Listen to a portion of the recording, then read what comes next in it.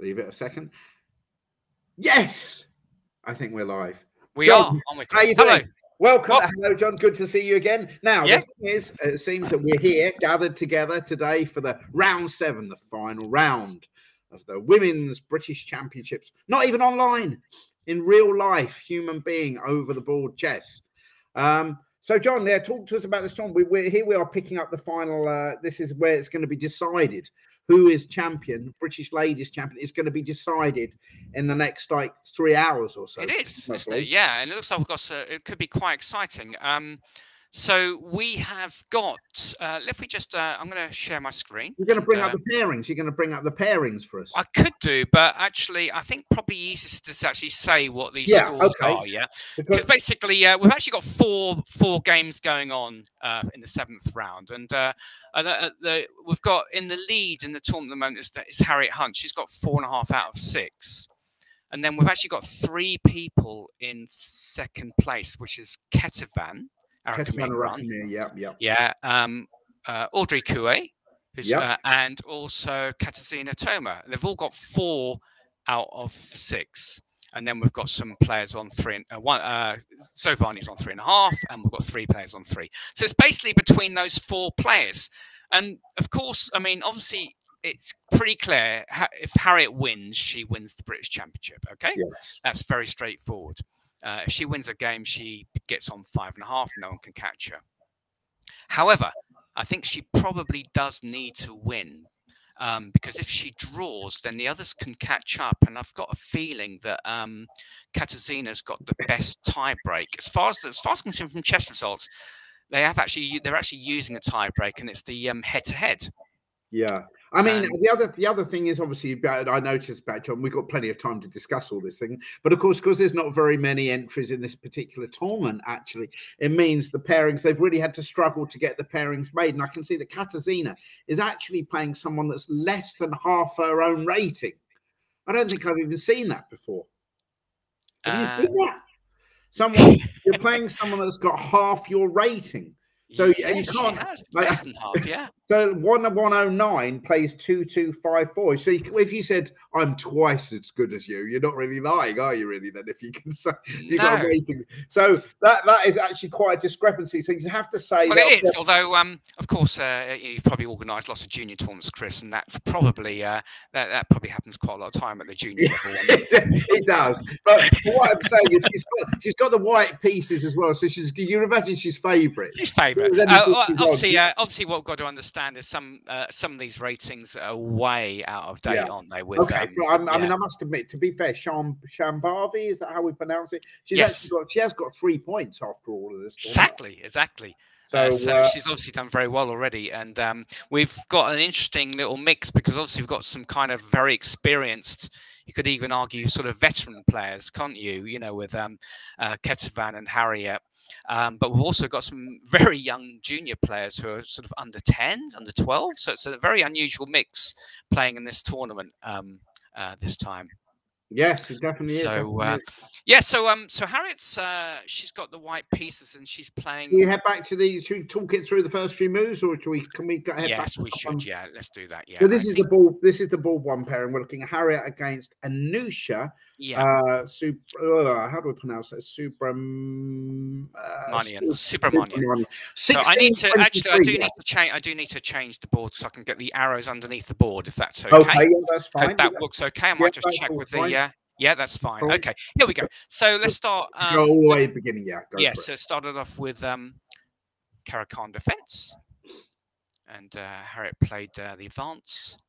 So Harriet herself, of course, this brings back memories, John, for me, because when I was first in the late, I used to coach Harriet actually when she was a junior, actually many years ago, and then she was in I remember her being in the England Ladies Olympiad team for the very first time when she was quite young.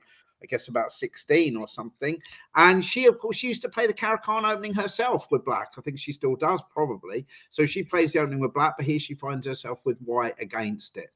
So obviously what we have with those first few moves, obviously white's played the move E5, the advanced variation, and compare that to the French defense. I've always said there's a pro and there's a con. The obvious advantage for black is the bishop from C8 has managed to escape the pawn chain by coming to f5 rather than being locked in when the black pawn is on e6. On the other hand, nearly always black wants to make the challenging pawn break pawn to c5 at some stage, which of course is going to take 2 moves now rather than just one that it would have done if it had come from c7 directly. That's right. Yeah. So this is it with the playing. We've got the playing. That that was the playing hall we just saw there. That was amazing. Did you see that, John? So I didn't know. So if I go to oh, look at this. This is the playing hall. That's where they're actually playing right now. Aha. Wowee. This is incredible. This is the times we live in. As you can see, some playing with masks, some not playing with masks actually. So there's only 4 games going on at the moment. Wow, incredible stuff, isn't it? So yeah. So there we go. Quite a bit of room. Okay. Yeah, quite a lot of room. Yeah. Okay. So we're back here. So we saw bishop f5. White played knight f3, and black has played the move e6. Okay. So it's kind of, if you like, a good French defense in many respects because for black, because their bishop's outside of their pawn chain, but it's going to take a couple of moves to make that c5 pawn break. Yeah. So I remember actually in the old days, basically, this was always just kind of this line for white was just seen as really innocuous, wasn't it? Yes, it was. Yes. But then Nigel Short started playing it. He did. I remember that. Good results, basically. And and that was exactly his logic, wasn't it? The fact that it's good, it's a good French for black, but it's also a bad French for black, isn't it? Because the point is also, sometimes that bishop on f5, of course, it's actively placed, but sometimes black kind of like misses it, doesn't he? Kind of from the queen side defense, yeah? Yeah, obviously, well, as we see, but yeah, I mean, actually, to be honest, what's happened here seems like the crunch thing. Certainly, if a knight, for example, winds up on d4 after c takes d4, then is hassling the bishop on f5, and as you pointed out, black might miss some cover along that diagonal from a4 to e8. Yeah. Right? So often, I seem to recall what happened was black would kind of faff around for a bit and really prepare the move c5 rather than go straight into it. But obviously c5 has been played here, and I like this move c4 because it really looks to open things up, doesn't it? Really, I think, rather than just playing like c3 and castles and bishop e3. That's, by comparison, that's a lot quieter. I like this idea to try and open things up straight away, and that's what Harriet's done. It's interesting, though. Harriet has I'm not quite sure whether, I assume this is some sort of theory. You're wondering why she spent some time on the clock, yeah? She spent some 7 minutes. I mean, I guess it's important to note that she's not a hugely active player at the moment. So maybe she's just kind of trying to recollect what the theory is. You know what? I feel exactly the same way, John, because I haven't played much myself at all I'm not one that's played a lot of online chess, and so I haven't played much over the board chess in a while. And of course, lines that you obviously used to know, you might even the most, like you say, the obvious ones where you think, hang on, what will be the theory here, sort of thing. I know I've had a game with this, a few games. I know I used to know this, and obviously you have to stop and think and try and recreate it in your mind, I think. So maybe she had a little bit of that. Exactly. Or maybe c5. I mean, again, we're showing we're not actual experts on this line. Maybe c5, actually, you did mention that maybe that's not the main move. Well, the only thing I would say is you would imagine, and I don't want to put my foot in it and say the wrong thing here. Obviously, Anusha, I'd imagine she's obviously been playing chess, or she knows a little bit of opening theory in the Caro-Kann, but I seem to call black used to like prepare it knight d7, play a little bit slower before eventually making that move c5. But she's gone straight for it, of course. So that c4 would appear to be the way to punish it. We've had c4, and black's played d takes c4. That looks fairly natural, isn't it? I was wondering actually what any other move that black would plan. The only other move I could think of would just be knight c6. Now you've played the move c5, you might as well go knight c6 basically. And I was thinking, so what happens if white then goes c takes d5? Then the problem is you can't really take with the queen as you might have liked to because knight c3. So now, this sort of thing. Yeah, and this could become dangerous for black, couldn't it? Because basically, the trouble is, black's now got to make a move. That's the problem. That is the problem. I mean, and black can't. Well, okay, or maybe even castles last go instead of knight c3. I'm just thinking in terms of whether, because like you say, you were going to say black can't move the knight to f6. It can't really go knight e7 because of d takes c5. Don't want to move the bishop if you're going to have to recapture on c5 again. I don't know if they could play c4 possibly here, if that's even a possibility, because b3, then maybe bishop b4. Oh, maybe c4. I'm wondering about maybe castles instead of knight c3. Yes, perhaps maybe that's more accurate, or not at least. But then maybe. I don't know. Could C4, B3, B5, A4, A6 seems a bit right. It seems it looks going to be well behind risky. in development. Yeah. You would imagine, wouldn't you? That Yeah. B3. It kind of looks. Oops, sorry, my mistake. Let's go B5. It kind of looks risky, doesn't it, for black? But maybe playable, maybe. But yeah, it somehow it feels a bit dodgy, doesn't it? It does. So yeah, and black really doesn't really want to take this because then we see In fact, the problem. actually, sorry, John, they're probably losing a pawn instantly to swapping on B5, taking off the rook and going knight C3, forking B5 and D5. Yes, that was good. Oh, yeah. But anyway, yeah, sorry, that's I can even remember how to move to pieces. I'm quite pleased about that. Now, maybe it was just like a vacation this last year and a half or so. Right now, let's go back to what's actually happened. So DC has happened. Yeah. And well, I guess Harriet's probably thinking about either going Queen A4 check or Bishop takes C4. Yeah. Yeah, well, I suppose it's possible to play maybe just knight C3 still. Yeah, of course, or castles. Because that allows maybe brings D5 into the picture. It does, exactly. Yeah. Okay. Shall we move on to the board 2? Yeah. Yeah, why not? Because that's obviously quite a critical one. Ketavan's got to win to. I mean, I think as you've pointed out, Harriet must expect that at least one of Ketavan or Katarzyna is going to win. So she needs to. She's got to win herself. But let's go. I think so because basically, Katarzyna I think has beaten both Ketavan and Harriet.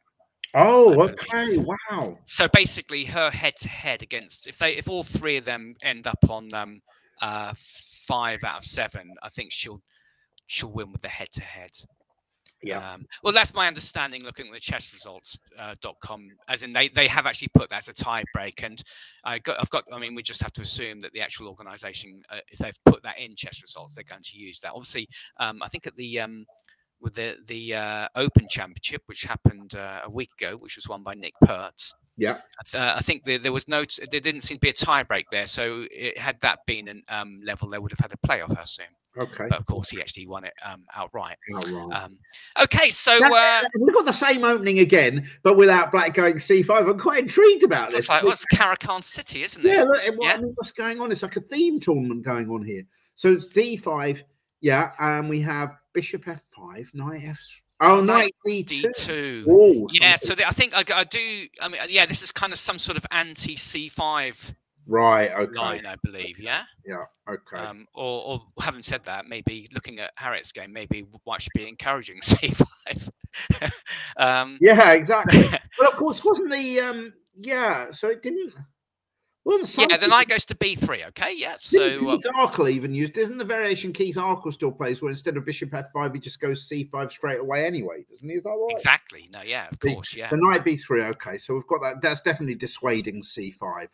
I'm pretty certain this is a line. So knight D7, knight F3. Okay. So probably it's worth pointing out now that if black goes, coming back to the point you made before about the bishop no longer offering cover inside the pawn chain like in the French defense, C5 now would leave white very vulnerable, black very vulnerable on that B5 to E8 diagonal. Yeah, I'm wondering after C5. I mean, would white now go C4 again? Yeah, maybe. But like I said, is there anything wrong with D takes C5? Maybe there's nothing wrong at all. Maybe it's just really good, yeah. And then taking Bishop B5. Yeah, or Bishop B5. Well, I suppose after knight takes C5, black could go Queen A5 check. Yeah, maybe just Bishop B5. B5 and then knight D7. This looks massive, doesn't it? For knight D4 and everything, and then exactly. So it's very understandable that black played. Okay. I've seen this sort of thing before. Yeah, I mean, this is right. Yes, I think you have to have a certain sort of mentality to be able to play this Karakan, where you put your knights on D7 and E7. The only thing I would say, wow. Yeah, using that C8 square. The only thing I would say is it does feel, at least when you got your bishop outside of the pawn chain, you feel that you're not going to get lumbered with that stuck on C8 forever. Yeah, exactly. So it looks like, okay, so black's kind of developing the pieces first. It makes sense, doesn't it? And then C5 will come a bit later. Yes. Okay. A4. Okay, that looks like a bit of a move to discourage. I suppose it's worth us saying that without black having played C5, if white goes C4, at least then black's going to have a D5 square for one of his knights, I suppose, is a... Yes, if C4, then black could I think taking it straight away would be tempting. Yeah, and then a knight b6, one of the many knights to b6. But probably that one, yeah, because it wouldn't do much else. And then white would rather not swap off that bishop. Yeah, so actually, right. yeah, this black's position is making some sort of sense. Yeah, quite solid, isn't it? Now I think, yeah. Yeah, and c5 can come at the right moment, but it doesn't need to even come that early, does it? Now the knight can go to d5. No, you're right. Yeah, so I think this is fine. Yeah, that definitely makes sense. So if we go back a few moves to see what Ketafan actually played, she played the move a4 instead. And what happened? a5. Okay, so it's, I suppose the move a4 is well, if white goes a5, that's going to be quite cramping even himself. It'll stop the takeaway that b6 square from a black knight. It's a bit annoying, isn't it? Yes, exactly. Yeah, and I keep wondering whether black can go c5, but still maybe just a bit too early. Yeah, it's just too early. White can just take it, and then bishop b5 check is still coming. Yes. Yeah. I mean, I assume. I mean, castles must be a move. Well, I mean, yeah. I mean, I think the other problem with going to c5 too. So I'm just worried about just donating white the d4 square to the white knight too, because otherwise you could argue if it's all closed, maybe you can meet bishop b5 check with king f8 or something, and then just castle by hand or something like that. But I'm just still worried about the whole knight d4 thing, really. Do you think that in this position, if black castles, white would consider going a5 then? I think so. Yeah, why not? Yeah, and then black. Well, that's c8 knight. Where's it going to now? Exactly. So even though black gets the c5 square, as you said, there's kind of like white can just stick a knight on d4. Yeah, quite a comfortable position. Yeah. Yes, I think so. Yeah. Okay. So a5 is a logical move in that case, and then bishop e3, and then castles, and then knight e1. Right. So actually, wow. To be honest with you, okay. Do you think that was white preparing to go f4, g4, or was that knight? What was the plan there? Do we think? I think it probably was. Yeah. So it looks like some sort of f4, g4, f5 type blowing black away, or although there's the e4 square probably would be an improvement there, but okay, yeah. So black decides, no, I'm not hanging around for that sort of thing. So I'm playing f6, and black had to make a pawn break somewhere. So Audrey Couet's play, she's actually played very quickly. Yeah. She's actually got 4 more minutes now than she had at the start of the game. I know quite a lot of juniors that are very capable of doing that sort of thing, but yes, not necessarily playing in the British Championships at this level. Actually, the game's got. I mean, actually. Wow! Ketvan's also playing quite quickly. Even, I mean, obviously she spent more like 15 minutes, but she's also played quite a lot of moves already. Yeah. Yeah. So 14 moves. So let's just explain what's happened there, John, because sorry, I was just going too far. Let's go back a little bit. Sorry, I mean, black. Sorry, yeah. Well, so okay, so we've got f6. So we had this move knight e1. So if black kind of does nothing, then white's probably going to go f4, g4, and and it feels also now, of course, c5 is a possible move, I guess. Now is it, or can white just go knight takes c5 and win a pawn, perhaps? Yeah, that's a great question. Or can black just gang up on it? I mean, still the problem is that c8 is pretty lousy, isn't it? Lousy, isn't it? Yeah. But there would be a possibility, wouldn't it, to go c5? Because you'd think black now would be a good time to do it. Now white's gone knight e1, wouldn't you? Absolutely, yeah. So how would that have? So shall we have a quick look at c5? Yeah. So I guess white could just. I guess white could do numerous things. I mean, we could even just ignore it and do nothing, I guess. Oh. And go f4 or something, yeah. I mean, that's possible. Right. Okay. However, we can have a funny situation where if black went to c4, that knight goes back to c1. Then everyone's got their knights back on their bishop 1 squares. But yes, but no. But then I think the problem with that though, John, is if white does go f4, which is of course fine. If black went to c4, let's do this as a bit of fun. You think, well, aren't I locking out my queen to play? But at least the e4 square then becomes available to the bishop, doesn't it? And maybe black. Should we go knight d2 instead of knight c1? Oh, I see. Knight d2. Yes. Okay. In which case, and probably that's probably better. I'm starting to feel I quite like white's position because black's queen side pawns don't look brilliant, do they? And white's going to go. Unless can black go c3 and try and get some excitement here? C3 and then maybe that's c7 or something. I don't know. Yeah, I mean, white maybe could do a counter sack with c4. Yeah, perhaps. Well, like you say, c4. It's not even a sack, is it? No, it's not. It's going back. Yeah. No, this yeah, this doesn't feel right for black, does it? No, probably not. Oh, yeah. If you could give him a couple of moves, but her. Yeah. Yeah. So, yeah, probably that's.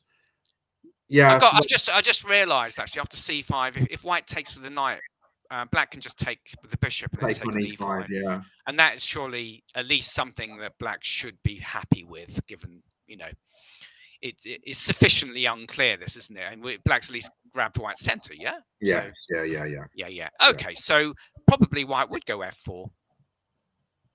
Or possibly g4 first, I don't know.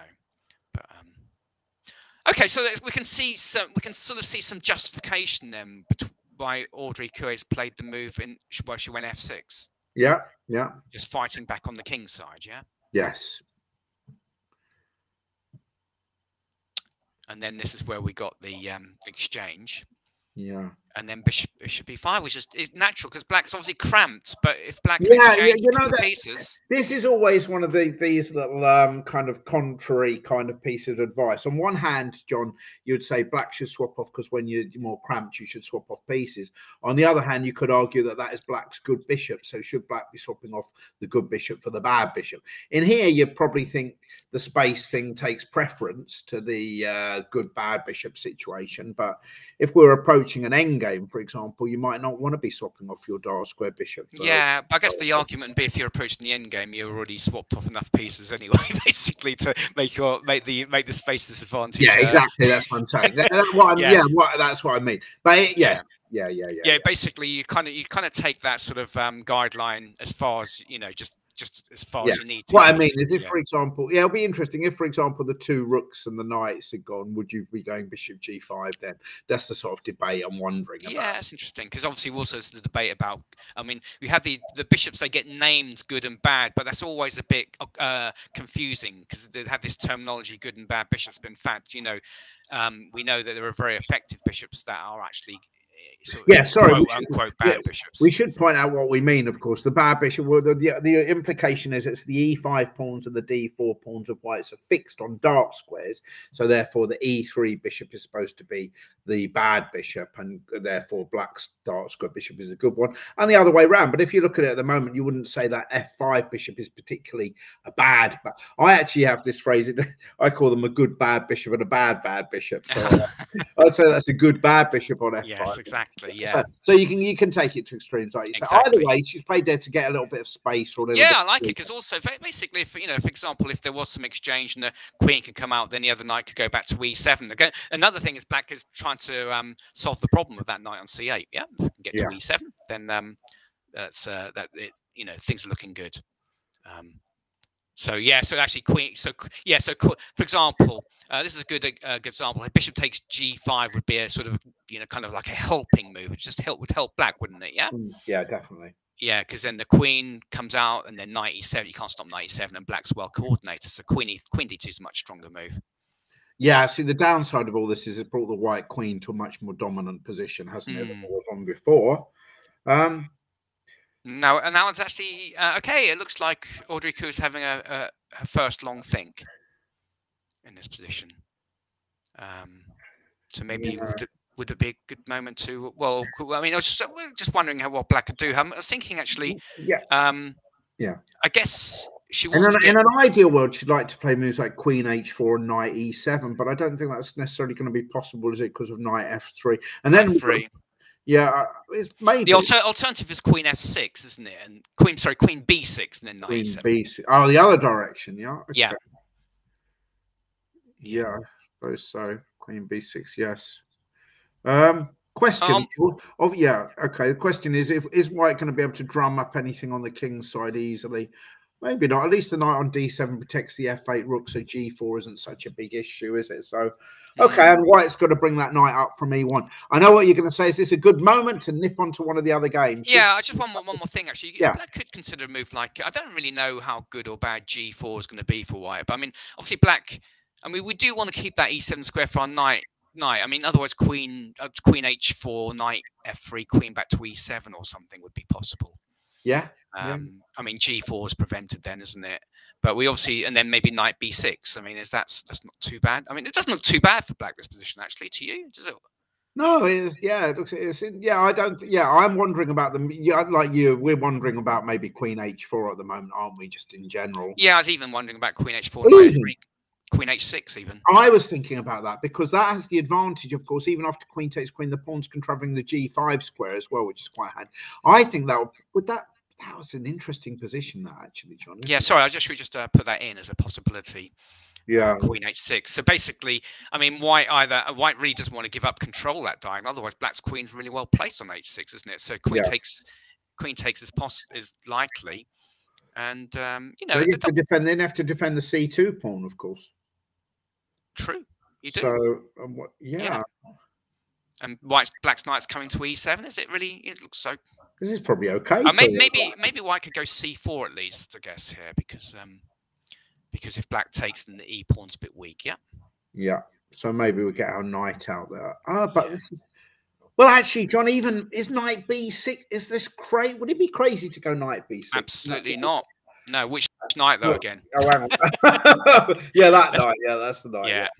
And see if C5, can we go knight C4? Is that? I'm wondering. Is that crazy to do something like that? Probably. I don't know, John. Maybe it is. Maybe it's not. Maybe no. Knight C4. Yeah. Okay. I mean, to be honest with you, knight C8 back to E7 looks reasonable as well, simply because white's queenside structure looks funny, doesn't it? Then. Yeah. But yeah, okay. And if white takes, then we get take, and then knight D2. Right, and now maybe black can do like a B5 or something. Oh wow, I didn't see that coming.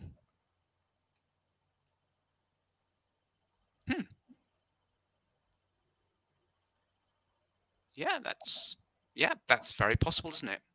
The bishop's always going to have a home somewhere on that diagonal, isn't it? D3, for example, after knight H4. And controlling the B1 square is probably quite useful as well in some lines. So I don't know. Yeah, I think it probably seems okay for black. That. Yeah. Okay. Shall we? Yeah. Let's. Should we check out Katarzyna's game anyway? On yes. Because if there was an upset and we didn't look at any of that, we wouldn't be the greatest commentators ever. Okay. How's that? How's that looking? Yeah, that's okay. Yeah. Right. So we should go from the start. Yeah. Yes, definitely. So Katarzyna had the white pieces. Oh my! What, John? This is 3 cartons. What is going on? But here. Oh dear, but here we didn't have an advanced character. We're going to see the aggressive pan off bottom. No, we're not. We're going to see a fairly dull line. Bishop D3, knight F6. Okay, let's keep going. Knight E2. Okay. Yeah, I mean, obviously, if knight F3, black would normally take this opportunity to pin the knight. Yeah. Yes. And the good way of looking at this from black's point of view, you can sort of pretend you're playing like a queen's gambit, can't you, as black? Yeah. Well, yeah. So black he's playing a queen's gambit exchange variation. Yeah. So for example, you know, if you get something like this, then you know it'll it's just very, very, very comfortable for black, isn't it? Yeah. Yeah. Yeah. You know. Absolutely. Threatening bishop takes H2 as well. So, so anyway, yeah, that's kind of, you know, that's the ideal scenario for black in this position. So that's why white tries to avoid that.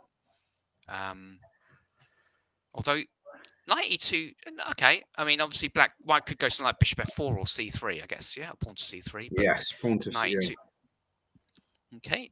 I mean, pawn to C3 might be flexible because obviously it keeps your knight options open and stops. Yeah, I mean, yeah, exactly. I mean, the traditional main line here would be something like pawn to C3, knight here, then bishop to F4. That's a well-known line. And now if bishop to G4, the queen comes out to B3 rather than moving your knight. So you give black some issues to deal with regarding the pawn on B7. Black has to make a queen move here, probably. And then if queen C8 or D7, then white usually goes knight D2, and now knight F3. And the point is, in certain situations, you can play an early knight E5, can't you? Yes. However, so she's got knight E2 first. She's got knight E2. Sorry, let me just go back to the position. Sorry. Yeah, no worries. She's got knight E2, and now I'm wondering, what did black play here? But I mean, bishop G4. That looks sensible. But I am wondering about a very early E5 in these sort of positions for black. Yeah, there's lots of complications going on here. So there's. I'm wondering whether, I mean, black's got numerous choices here. I mean, I guess G6 and bishop G7 can't be bad either, yeah? Yeah, seems reasonable. Mate, blunting that bishop on D3. Yeah, bishop G4 is quite a fruity looking move, isn't it? That's for, I wouldn't want to go E6 here. That wouldn't be my preference. No. So, although I suppose if you do go E6, you could argue that White's knight is preferred then to be on F3, but it feels like we don't really need to go E6, yeah. But the other one could come to F3. That's the problem. The interesting thing is, White often goes knight E2 in this line when black plays Queen C7 to Queen C7 to stop bishop F4. Then White goes knight E2 to play bishop F4. Yeah. So here, Katarzyna's done it early, which means Queen C7 now doesn't really make any sense feel right. Does it? No. Yeah. So you're wondering, can you be aggressive here and go E5 straight? I'm just wondering about these sort of IQP positions because I kind of think that White. Well, you'd imagine White has to take because of E4, probably. Is that right? Probably, yeah. I mean, it's not a disaster for E4, but surely Black would be fine after that. Yeah. And now we get this sort of IQP, and if the bishop moves to B5 check, it's the second time it's moved. The knight's not especially active on E2.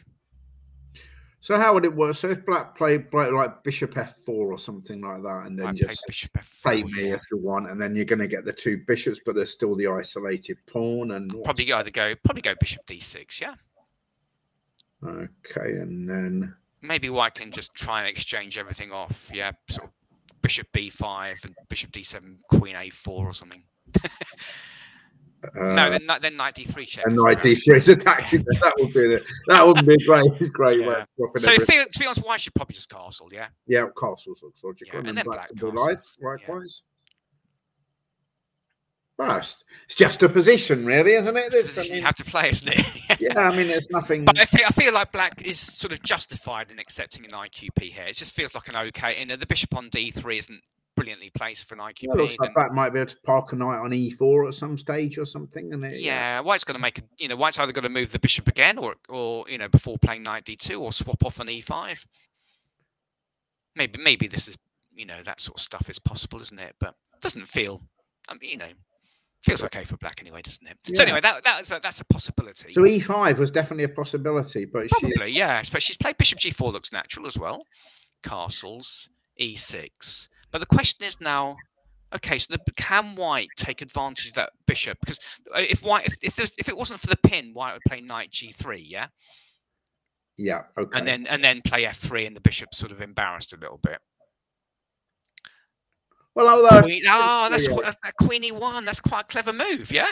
Okay. Allowing knight G3, and enabling knight G3. Enabling knight G3, yes. That's clever. I like that move. And if we went bishop H5 voluntarily here out of interest, and she didn't do that. But if we went bishop H5, knight F4, is there some tactics on E6 or something, or not really? No, I'm not. Knight F4, bishop G6, would that be a disaster? Oh. Aha. Don't know if there are any tactics. No. Or can White do something radical like F4 or something instead of knight F4? Why not? As far as black, I'd be thinking about taking on E2 now and then hunkering down. But you can't even go G6 because of F5 anyway, possibly. Well, although that would be fun. Wow. Would that might be the way. I mean, would that be fun here? Bishop E2, Queen E2, G6. Yep. Okay. So we're stopping White. Yeah. Now, of course, the other option here is bishop D6, F5, E5. Well, that leaves you a bit pinned in the middle, doesn't it? Only for one move. Is one move too many? DE? Is it? Well, you're. I'm utilising my bishop B5 checking option. Oh yeah, fair enough. Well, maybe King F8. Maybe it's not disaster. Yeah, but I was wondering whether we can actually win the knight with bishop F4. Oh, okay. Yeah, possibly. Yeah. Okay, that's probably a bit. Maybe playable, but a bit risky. Actually, G6 might not be so bad because if White goes, I don't know, it's completely radical. So G6, F5 black anyway. Yeah. Now F5 would be the obvious move. GF. and he's got to take on f5 with something, but then just bishop e7 or something. What's going on here? Maybe black and castle queenside, rook g8, blah blah. Yep. Main line theory. New main line. It's blah blah your novelty. I don't know where that came from. Blah blah. It's the sort of thing that Carlson says, isn't it? Well, he you know, oh when yeah, he interview him, yeah, he kind of says, "Yeah, I do this, and this, yada yada, or blah blah." Or yada yada. Yeah. I'll try and avoid yada yada for the rest of the thing. Okay, so rook. Yeah, so this is still okay. Yeah, why not? Yeah. So white's got the f file and black's got action potentially down the g file. Actually, rook g8 I quite like, preventing stopping bishop g5. Yeah. Yeah. Yeah. It might just be rubbish for black, but there's some sort of, you know, it's definitely sort of, there's some justification. You've got your 3 center pawns, haven't you, sort of defending your king nicely. Yeah. Okay. So we deviated somewhere along. We've deviated from what that's what didn't happen probably. By the way, I better mention at the moment. Oh my word! Okay, we've actually got some comment. We've got some comments. Yes. Sorry. Do you want to have a look? I'm going to have a little look. Hi, Zoe. Hey, hi all. And okay, messages from so yeah, don't forget we can messages if anyone wants to okay. Hi Zoe. So, yeah, Zoe. Yeah, hi Zoe. Is that hi from Zoe or hi to Zoe? Is hi Zoe? Zoe. Okay. So yeah, Zoe's on the stream. Yeah. Chess. Thanks. Yeah, I was disappointed to get the buyers. I wanted to play chess, but I've come watch here instead. Horsey, brilliant. Well, okay. Yeah, she's had a good tournament, Zoe. She was very close. She had very close. Yeah, I can see. So so she's got a buy. It's all very confusing, the pairings, isn't it? Yeah, I don't think I can even to be honest with Chris. I think you and I are not in a position to even. We don't really know about investigating the pairings. Just to be honest with you, if I was organising one of these little tournaments, I'd find it a nightmare to try and once you've got about so few players. Well, I can tell you, haven't done those little UK chess challenges when you have to do 7 rounds and there's only about 10. You're trying to do the pairings and everyone. I've already played them. I can't play them again. But see, that's why they call it the challenge. That's what the challenge is, isn't it, Chris? Making the pairings. UK chess challenge, making. So, but presumably the computers do it, and obviously they looked at it and said, "Oh, we give up. Give those two a buy," or maybe it was just not physically possible. No, I guess. No, obviously, I'm sure it wasn't. I mean, without going too deeply, obviously, I guess there were 9 players available to play in this last round, so someone has to have the buy. Yeah. No, but 2 people had buys. No, one person had a buy and 2 people not paired. Not paired, probably. Oh, not paired. Does that mean they weren't there? Probably withdrawn. Yeah. Probably withdrawn. Yeah. Okay. Anyway, Zoe, well, you're very welcome here. And anyone else that wants to pass any comments on any of the games in progress or correct us on many of our probably many mistakes, then feel free to do so. Oh yeah, sorry, yeah, because obviously we're not using our engine, so basically there'll be loads of analytical errors. No, where's your confidence gone in your own? Well, ability? I mean, relatively speaking, if we're comparing us to 3,400 players, basically. 3,400, but is it 30? That's more like 3,800 now. If we had a 3,400, that person would be 3 times as high as our player playing on board. Yeah. Anyway, now shall we? Sorry, let's see what's happened in this game, shall we? So keep going. So instead of after Queen E1, instead of playing the move Bishop H5, which is the prophylactic move, Queen D6 was Bishop D6 was played, but then F3 anyway. So actually, somehow it feels like I see the point. This is excellent.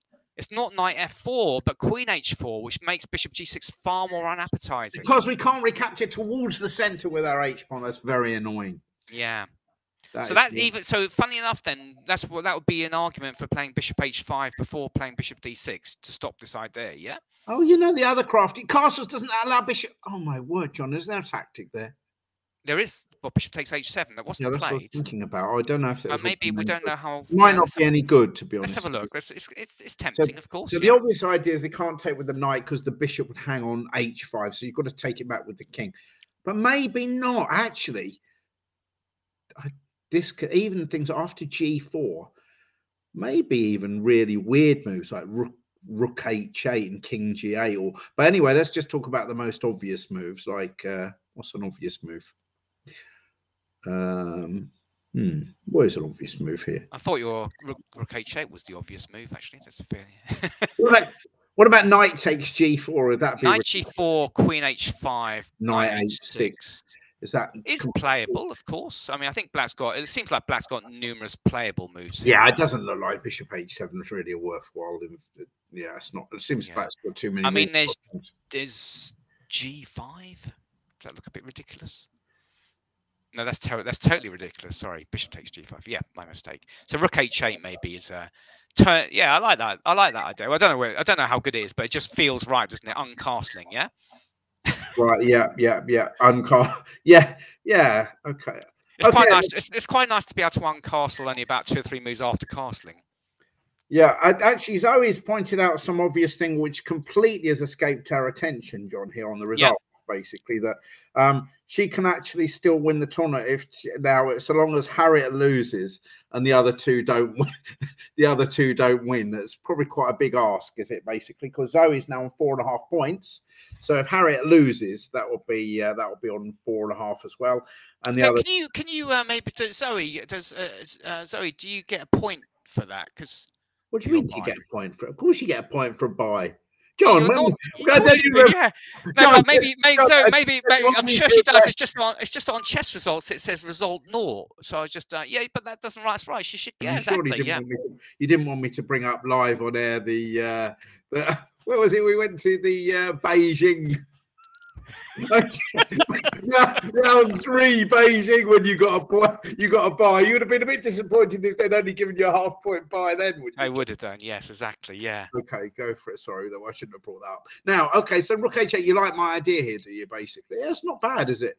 Bishop G5, is that any good? Yeah. Bishop E7. Even if we go Bishop E7, it's fine. Yeah. H6. I don't know. It's still a bit complicated. It is. Knight somewhere.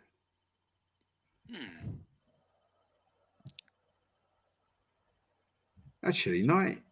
Oh yeah. Yeah, that's probably fine for Black anyway. This isn't it? It feels fine, doesn't it? Even if Black goes H6 here, or G6 rather. Yeah, you're right. And then moves to knight. It feels like White's attack's a bit, you know. Yeah, a bit powder puff, and his own king's exposed on the G file. Yeah, exactly. Yeah, great, excellent. So how are we doing here? So yeah, king takes H. Sorry, that didn't happen. So instead, what did happen was knight F4, bishop G6, knight takes, and is White going to just sort of go F4? Sort of what? Oh, bishop G5. Okay. I'm a bit nervous for Black here actually, because there's F4. And Rook F3? Rook F3 to 8. You're going to try and do a rook swinger. Right, so what about F4 now?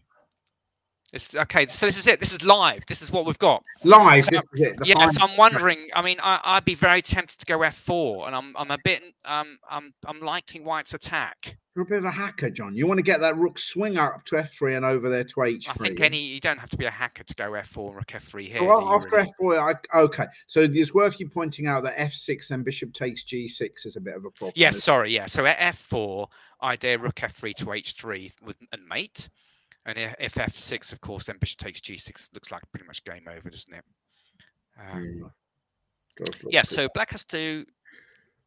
So we've got 2 moves to kind of deal with that general situation. Now, can we do so? We could go F5. F5 is definitely possible, yeah. But then White might turn his attention to that E6 pawn. The E6 pawn, yeah, that looks loose beyond. Just Rook, probably Rook A E1, for example, yeah. Yeah, just simple chess. This looks pretty horrible, doesn't it? Even like knight F3 because then you've got the G5 square for your knight as well. You could go, to be honest, knight F3 first actually might just be a good move. Yeah. Because now actually we've still got to worry about bishop takes E7. You haven't really made your king position that much. Although king F6. Oh, then we've got knight F6 though to defend. Maybe we've got knight F6 immediately here. Yeah, knight F6 to E4. We can put a knight on E4. Yeah. Yeah. Okay. So rook maybe Rook A1. Although actually that's still a okay. Yeah. Yeah, this field doesn't. Yeah, there's a problem. There's a big problem on E6 here, isn't there? So no. So okay, so basically, what else? We've got any. Can we just use our pieces? Can we go? Wow.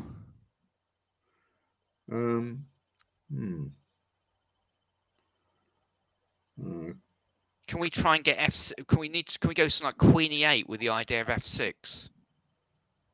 It looks really sort of last resort, doesn't it? Yeah, it does look like a last resort, doesn't it? So, oh, that's Queen. No, that's not going to work, is it? Rook F3, F6, Rook H3. FG. Queen H7. King F7. Bishop G6. Oh, we've got no. Oh, right. Oh my word, that is a. Sorry, yeah, maybe we should have a quick. I mean, they'll just put that in. Mate, it's horrible, everybody. Bishop G6, yeah. I can go King F7 here, but then Bishop G6 anyway, yeah. And Queen H5, checkmate. Oh no, it's nearly mate. G4 check. Oh, it's not quite. That could be. Should we have a look at the king? Put it in there. A king hunt, yeah. So okay, so basically this loses to Bishop G6, and it's probably mate, or we win the queen anyway. It's probably mate, yeah. Yeah. So what we were looking at. We're looking at to run away, weren't we? But now Bishop takes G6. Oh my word, we're not going to run far. I tell you that. Queen H5, G4's coming next, John. I think. Oh wait a minute. What do you mean? Wait. Queen H5. It's game over. Yeah, sorry, Queen H5. Yeah. Oh, it is mate, isn't it? Yeah. And then G4. It's not even that spectacular, is it? No, it's pretty mundane, really. It is. Normally, you need to get the king to the back rank and then castle. That's a real proper mate, isn't it? Yeah, exactly true. But that's okay. Yeah. Good. So if we go back to the live position, she has played F4. Katarzyna's played F4. To be honest with you, she's a very aggressive, attacking, good tactical player. So you kind of expect it from her, wouldn't you, after a little bit of thought, the move F4. Right, okay, F4. So we need, John, to figure out, well, obviously, the cop-out would be to move on to one of the other games and leave her to figure it out for herself.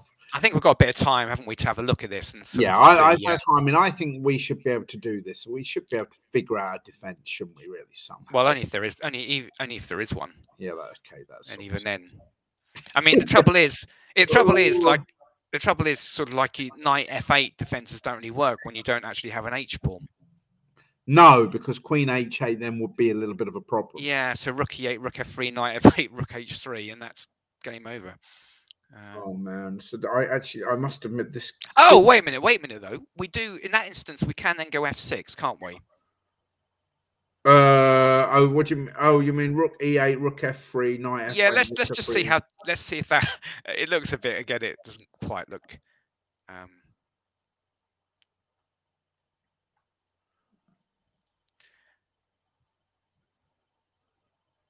Wow. Ta-da!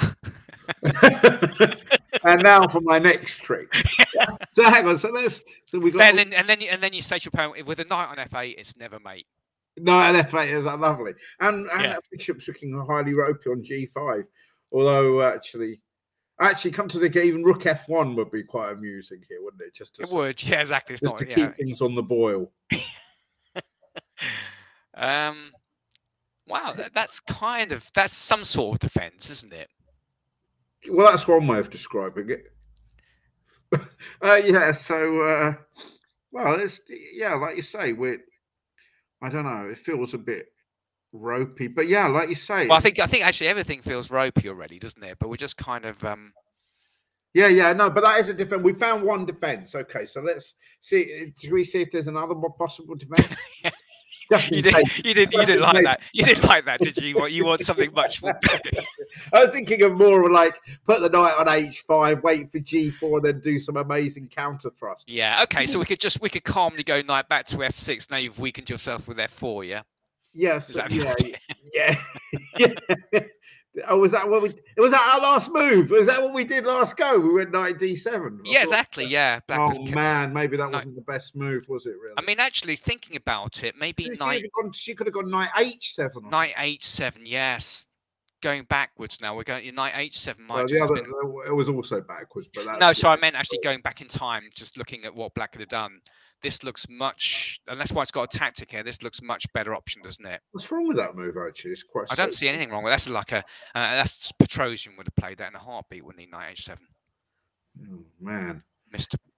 Yeah, that's good, isn't it?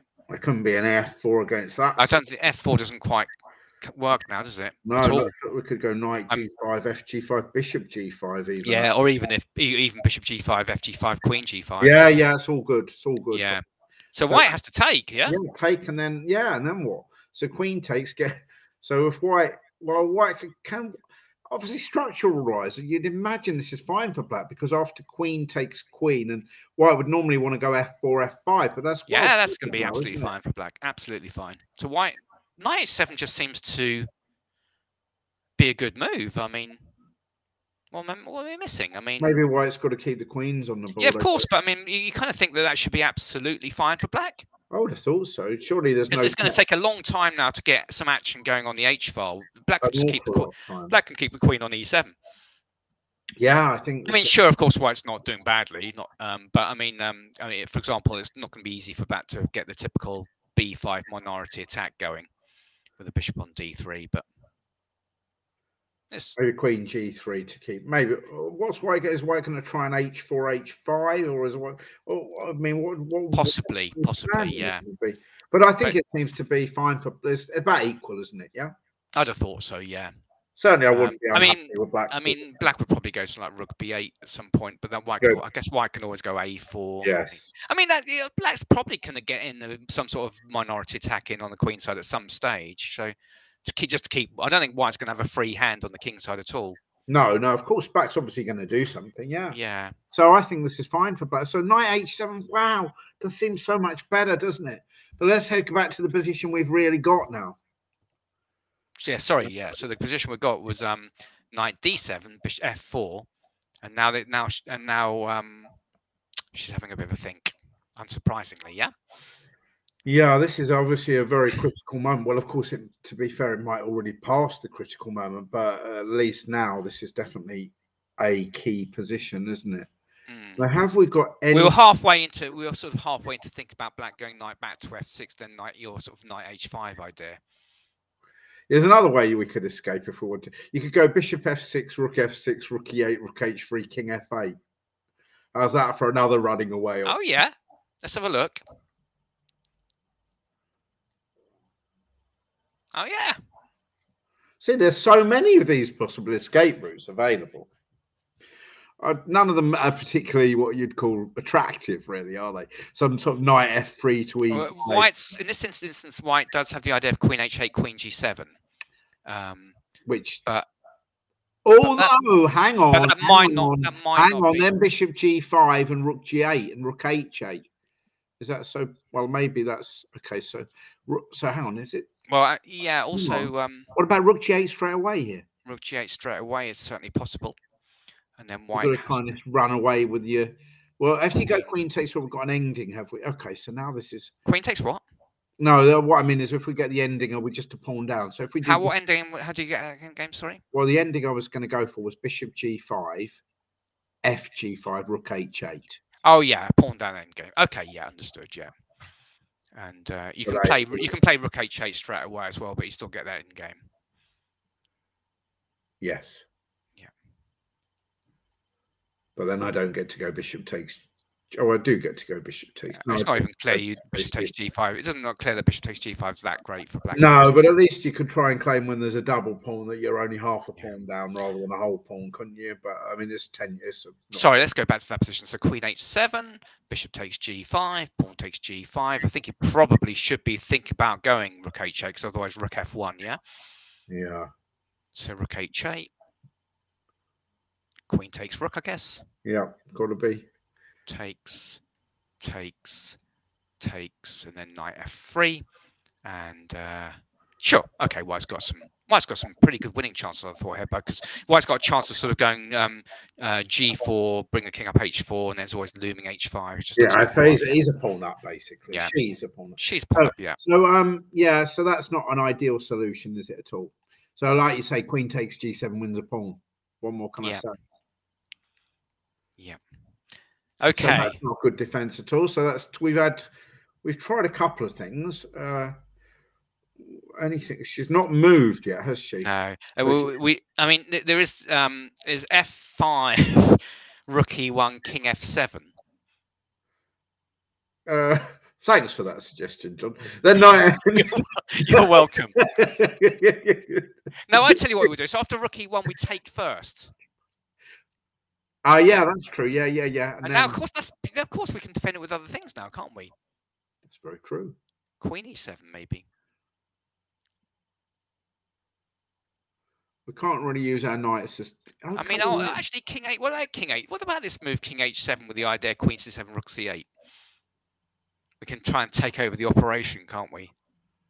What are you trying to do next? Rook h8. I want to go queen c7 and then rook h8, just sort of attack white. So let's work out how white can defend.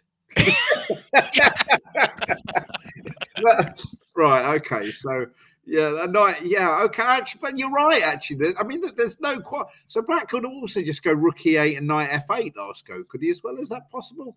All hands to the pump again. Possibly. Yeah. I'm starting to think that maybe white should actually avoid having to take back with the f pawn, and maybe your knight go have a look back at your knight f3 move. Yeah, the knight f3. You're right. So how did that work? So F3? That really. Oh, yeah, no, we decided. I thought we decided knight f3 was better anyway, didn't we? No, we kind of. I'm an art because you then thought about this move, knight f6. Right. Okay. So knight f3 first. Yeah, because that completely discourages bishop takes g5. Yeah? It really does, doesn't it? Oh. Yes, it definitely does. No denying that. Yeah. So then you'd have to go like rook e8 or something. No, I think the idea was to go knight f6 to e4. To e4, knight f6 to e4. Yeah. To block the attack. But then, after maybe after black knight e4, can't he just go bishop e4, fe4, bishop e7, and knight g5? Yeah, probably. Yeah, rook a. So this looks really good. Yeah. So if knight e4 is unplayable, black would have to go queen d7, which doesn't look appetizing, but maybe keeps black in the game. So what we're doing here, we're just going bishop e4. Bishop e4 is not. It looks like game over to me. So black should probably take with the f pawn. Yeah, and then bishop e7. Bishop e7, queen e7, and knight e5 is game over, isn't it? G5, yeah. And maybe knight takes, knight g5. Yeah. Well, you got to go rook f6. rook f6 maybe. You got to defend. You might have to defend e6 just as well. Yeah, and then we've got knight g8 and the game continues. Yeah, knight g8. But yeah, no, this is rubbish, isn't it? It's rubbish. We can't be doing that sort of. I mean, just as one basic possibility. Yeah. Yeah. Okay. All right. That was the f5 line, wasn't it? Yeah. Shall we move on? Board 4, yeah. So we'll leave her at the position where she's pondering what to do. She might come up with some amazing defense, but unfortunately, it's looking like she should have gone knight h7 last time around, really, shouldn't she? We think we've established that. Yes, I think so. Yeah. Okay, so look at board 4 quickly, yeah, because we shouldn't ignore them. We've got a couple of players that we've not looked at their games. Okay. 3 points. So this is Lindsay Pyon against Singer Swati.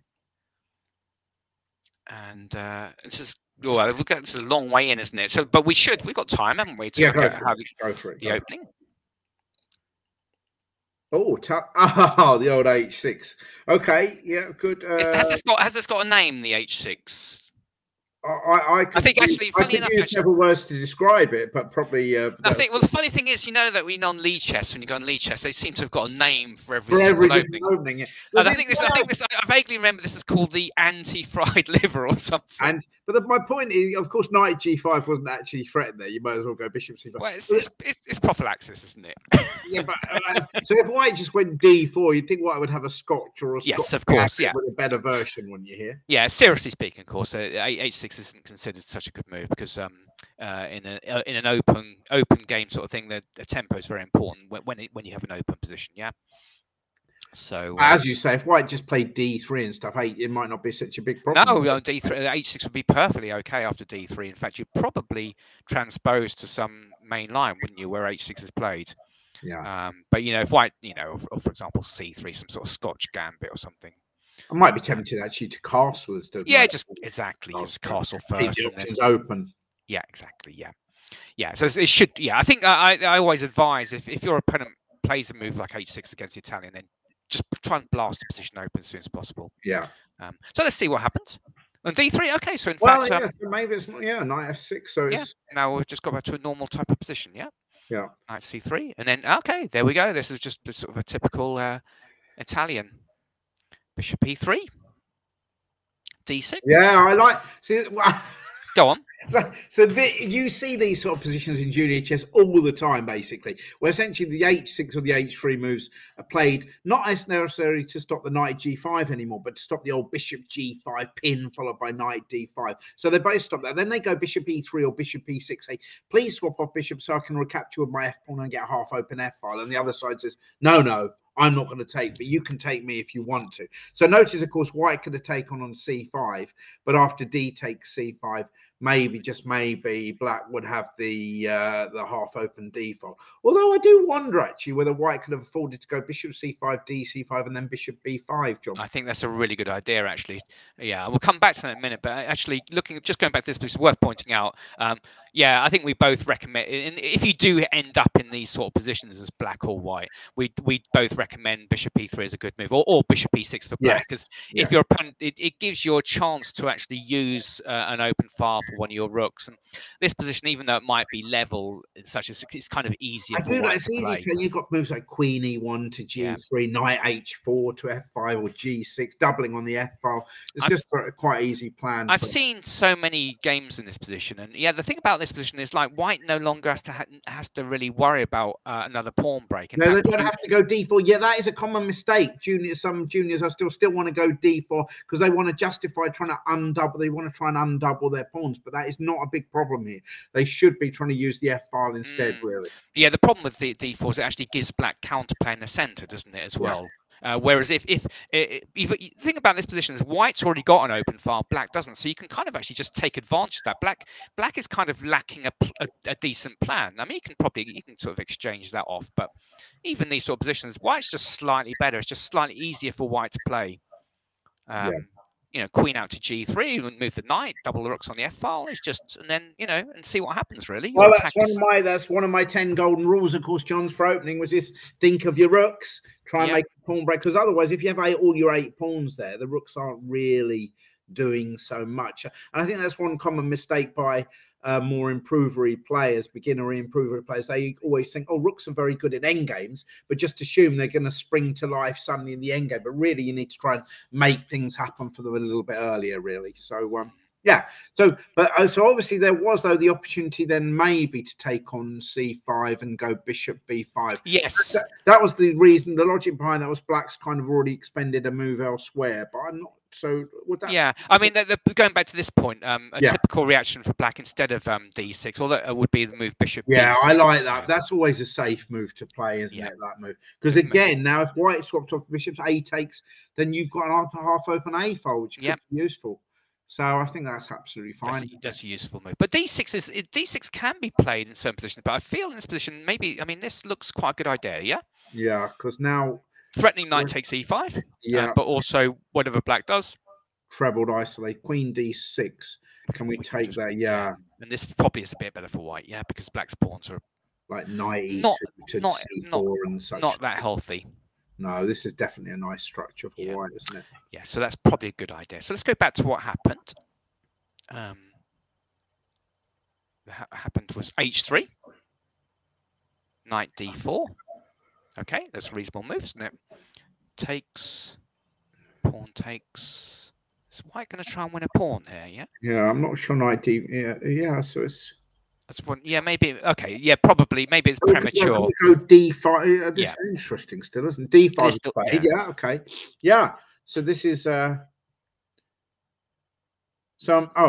that doesn't seem ideal, does it? But white doesn't seem to like the bishops very much. But presumably was there going to be some tactic with knight f4 or something like that? Perhaps. Yes. It's quite complicated because there's something on f7 as well, isn't there? Yeah. So I mean, natural move here for white would just be to castle and keep things. Yes, castle definitely. Knight takes d4. Obviously, that looks there's some lines. For example, black. There's also the option of black just going knight b6 as well, I guess. Yes. Yes. Okay. So I feel like taking here though. It should be fairly comfortable for black again. Yeah. Yeah, especially now we're taking time out. Whoa. Okay. Yeah. So black didn't seem to want to. Okay. They've kept their king castling position open, haven't they? Yeah. Let's see how the game goes anyway. Yeah, of course. F4, queen f5. That was a good move, attacking the knight. Queen d2. G5. Knight H5 would be a nice 50. I was expecting knight H5, but unfortunately, it's not a bad move because the knight can come back to G3, can't yeah, it? Yeah, that's right. Which is That's another thing that juniors actually do. Sometimes they mistakenly don't put their knight on the edge of the board because they think, oh, knight on the rim is dim. But in fact, as long as it's actually on a route to somewhere decent, it's actually not a bad idea. So, for example, here the knight can just go back to G3. as well as perfectly G7. good square. Yeah, on G7 if we're lucky. Yeah. But yeah. Okay. But she's gone to E2, possibly because she's attacking D4 as well, of course. Yes. Queen F6 to defend it. Castle's queenside. Right, this could be quite an exciting game. Unless black castles queens. Let's say, look. Rook E1. Ah, no. Both sides castle queenside. Knight to G3. C5. And there we go. This is what had it. So okay, well after it looks roughly equal, I guess. Yeah, I mean it's interesting because obviously black has the bishop pair, but there's still 1 or 2 pawns clogging things up a little bit, and there's 1 or 2 nice squares. I mean, I think I would. Would I still opt for the bishops? Probably I would. I think probably I would. I think if black is accurate, for example, then the bishops should have a slight advantage. Yeah, because there's not actually outposts as such. I mean, E4 is a great square for a white knight, but it could be budged ultimately with F5, couldn't it? And not E5 is a good square. I don't know. Yeah. So you mean something like this? And I guess black's going to centralize his rooks, her rooks. Yes, centralize the rooks. Maybe even bishop C7 or something. I don't know, just to cover the E5 square and then go F5. That's a bit, yeah. Bishop C7, of course, threatens bishop F4. Mustn't forget that. Yeah. I was wondering, though, white could go G4 and make the knight on E4 sort of like a semi-outpost. Yeah. That's possible, isn't it? I mean, I'm wondering whether it's even possible that F5 would be a move straight away. So we could even consider that, couldn't we? So bishop C7, let's say king B1, I guess.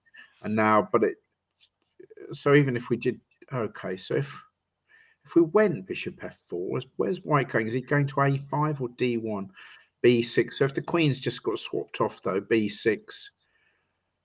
Yeah, this is still because black can go A5. You're right. Yeah, it feels a bit better for black, doesn't it? Basically. Yeah, the game continues in blacks. Yep. Okay. Well, we'll see how that one goes. Should we head to the top board? Because we head back to the top board. Yeah. Here we go. So this is Harriet against Anusha. Whoa. Okay. So Anusha, of course, she. Should we head back to where we were before? Yeah. She obviously saved that draw in the last round, didn't she, against Katarzyna, which could be a crucial result as far as the actual championship is concerned. Because had Katarzyna won that game, she'd have been favourite on tiebreak, wouldn't she? So let's go back to all the way back. So we had this position where DC happened. Bishop takes C4. Okay. Knight E7. Castles. Knight C6. Oh, so D5 looks interesting here now, doesn't it? It does look very interesting. And that, in fact, that's played. That looks like a good move, doesn't it? Yeah. But the problem is for black is that the only other option is to bring out the other knight to C6. That stops D5. But she's worried about D takes C. What was she? Okay, so she must have. Let's have a quick look at that. I mean, oh right, okay. I think it probably would be. I mean, obviously bishop E3 is possible, but maybe it's just simply DC and then try and hold on to. Or onto the pawn. Yeah, or at least, I mean, black has to make a move like knight G6 now, I guess. Yeah. Or queen D1 first, yeah, but okay, knight G6, yeah. Or maybe, I don't know whether it'd be more prudent to swap the queens off. It might be, actually. It might be, yeah, then knight G6, yeah? And then if black can take on C5, should be okay, yeah? Yeah. Well, threatening to take on C5 or E5 here, of course, aren't we? Maybe. But C5, of course, yeah, and then either king castles or maybe king E7. So what happens, let's say white does play bishop E3, and then you take on E5, yeah? Right. Yeah. Okay. No one wondering about checks on B5 then, aren't we? Yeah, exactly. Again, we have that this old thing. Chestnut. Yeah, you're right. You could go A6. Yeah, I was thinking about A6, but then I'm worried about that other knight. Maybe. Knight D4, maybe. Yeah, but then knight. Yeah, it's obviously black's kind of. Yeah, there's some risk, isn't there? Of course, yeah. Thin ice, isn't it? Really, it's quite. Yeah, maybe. Should we just see how terrible this is? Yes. Well, is it actually that terrible? Oh, King E. So you could go Knight C6, of course. We could go Knight C6. I've forgotten about that, but I was actually looking at King E7 now. Maybe that's interesting. But actually, yeah. Knight C6 followed by Bishop E7. Yeah, Knight C6. You're right. Let's do that. Yeah. But yeah, mind you, I guess White's probably just a bit Knight better. C3 just develop, isn't he? Yeah, just a bit better. Yeah. That D file, that is a problem. Maybe you say maybe Queen takes D1 is a mistake, but I was worrying about Queen A4. But maybe some Queens is a mistake, John. Perhaps. Maybe like Knight G6 straight away, like you said. So Knight G6 here, yeah. Yeah. Okay. Bishop Queen A4 was what I was kind of worried about. There's also Bishop E3 just kind of still going for the Bishop B5 check scenario. Yep. Because it's I suppose what am I thinking? That Queen A4, maybe there's threatening B4 simply now. Okay, let's have a look at that one. So Bishop C5. Maybe you're right. Sorry, maybe that's irrelevant. Takes. Okay, yeah, you're right. You can give a pawn back as well. Sorry, John. Sorry, were you looking at B4? Yeah, you're right. Bishop E3. No, you're Bishop E3. I think you're right. Let's go for the Bishop E3 move. Yeah, we're giving back a chance to transpose Queen takes D1, but we knew that was risky bad for White at least, yeah. Yeah. But if he takes on E5, he's going to have all the same problems, I guess, yeah. Yep. In fact, they might be worse, mightn't they? Queen A4 now. It's going to be at least a bit better for White, I'd have thought. Well, maybe, yeah, Queen C8, maybe. It's a bit grovelly, but maybe you can, if you're only 2 moves away from Bishop E7 and castles. Yeah, I was kind of thinking, just in general, that queenside pawn majority is going to be a bit cramping for Black, isn't it? As in not terrible, but this sort of thing, I guess. Rook D1. Yeah. A6. Or A5, maybe? Oh, A5. Okay, yeah, A5 is a good move, isn't it? A5 is a very good move. So White has to, Maybe White should play a move. Look, just move drop the bishop. Drop something. Or drop the bishop back. Yeah. Should be so that A5 can be met by B5. Yes. And okay. Yeah, this isn't too. It's a little bit better for White, isn't it? It is. It's a little bit better for White. Yeah. Okay. So let's move on to what actually happened. Yep. So that's what she was maybe worried about. Yeah. So yeah, exactly. Yeah. So now D5, of course, is logical. Tempting, Takes. She took with the bishop. Bishop E7. Okay, and I guess at least the knight on B8 it does protect the knight on C6. So... It reminds. This is very similar to a line in the Queen's Gambit, accepted, but obviously not with that knight on B8. That's for sure. Yeah. That was That's like the C5 line, if you can, Anyway. I understand. Yeah. So because obviously black wouldn't really want the double C pawn, so that knight on B8 is doing a job, isn't it? But if you've got to feel not a job that the rook on A8 is very happy with. No. I should think. Right. You've got to feel that this is a bit better for White, yeah. Oh, at least. Yeah. But that doesn't actually threaten. Oh, does that? So we can go rook. Oh, okay. Yeah, maybe Black's idea is to go B5 and rook A7 to D7 and just, then the rook's not bothered about that knight being on B8. No. Although B5 is not actually. Oh, B5 was a kind of threat, wasn't it? It was because knight B5, Queen D5, knight C. I can't even wiggle that out. Knight C. So I'm assuming that'll be okay. Yeah. Right. And then Queen C7. Okay, so what? What was interesting there, John, was that she could have played Rook D1 straight away instead of going Queen F4. Oh, sorry, let's go back to that then. Just out of interest. She'd gone Rook. She didn't seem to want to go Rook D1 because that sort of brings Bishop F7 check into play. Yep. But now Black's not threatening B5 because of Knight B5. So she could do something like bishop f4 or whatever now. Oh yeah, of course, yeah, and maybe try and keep the queen on. Yeah. Yeah, this.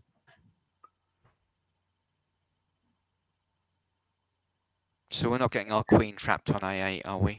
I can't imagine it. Surely not. Should we have a look anyhow? No.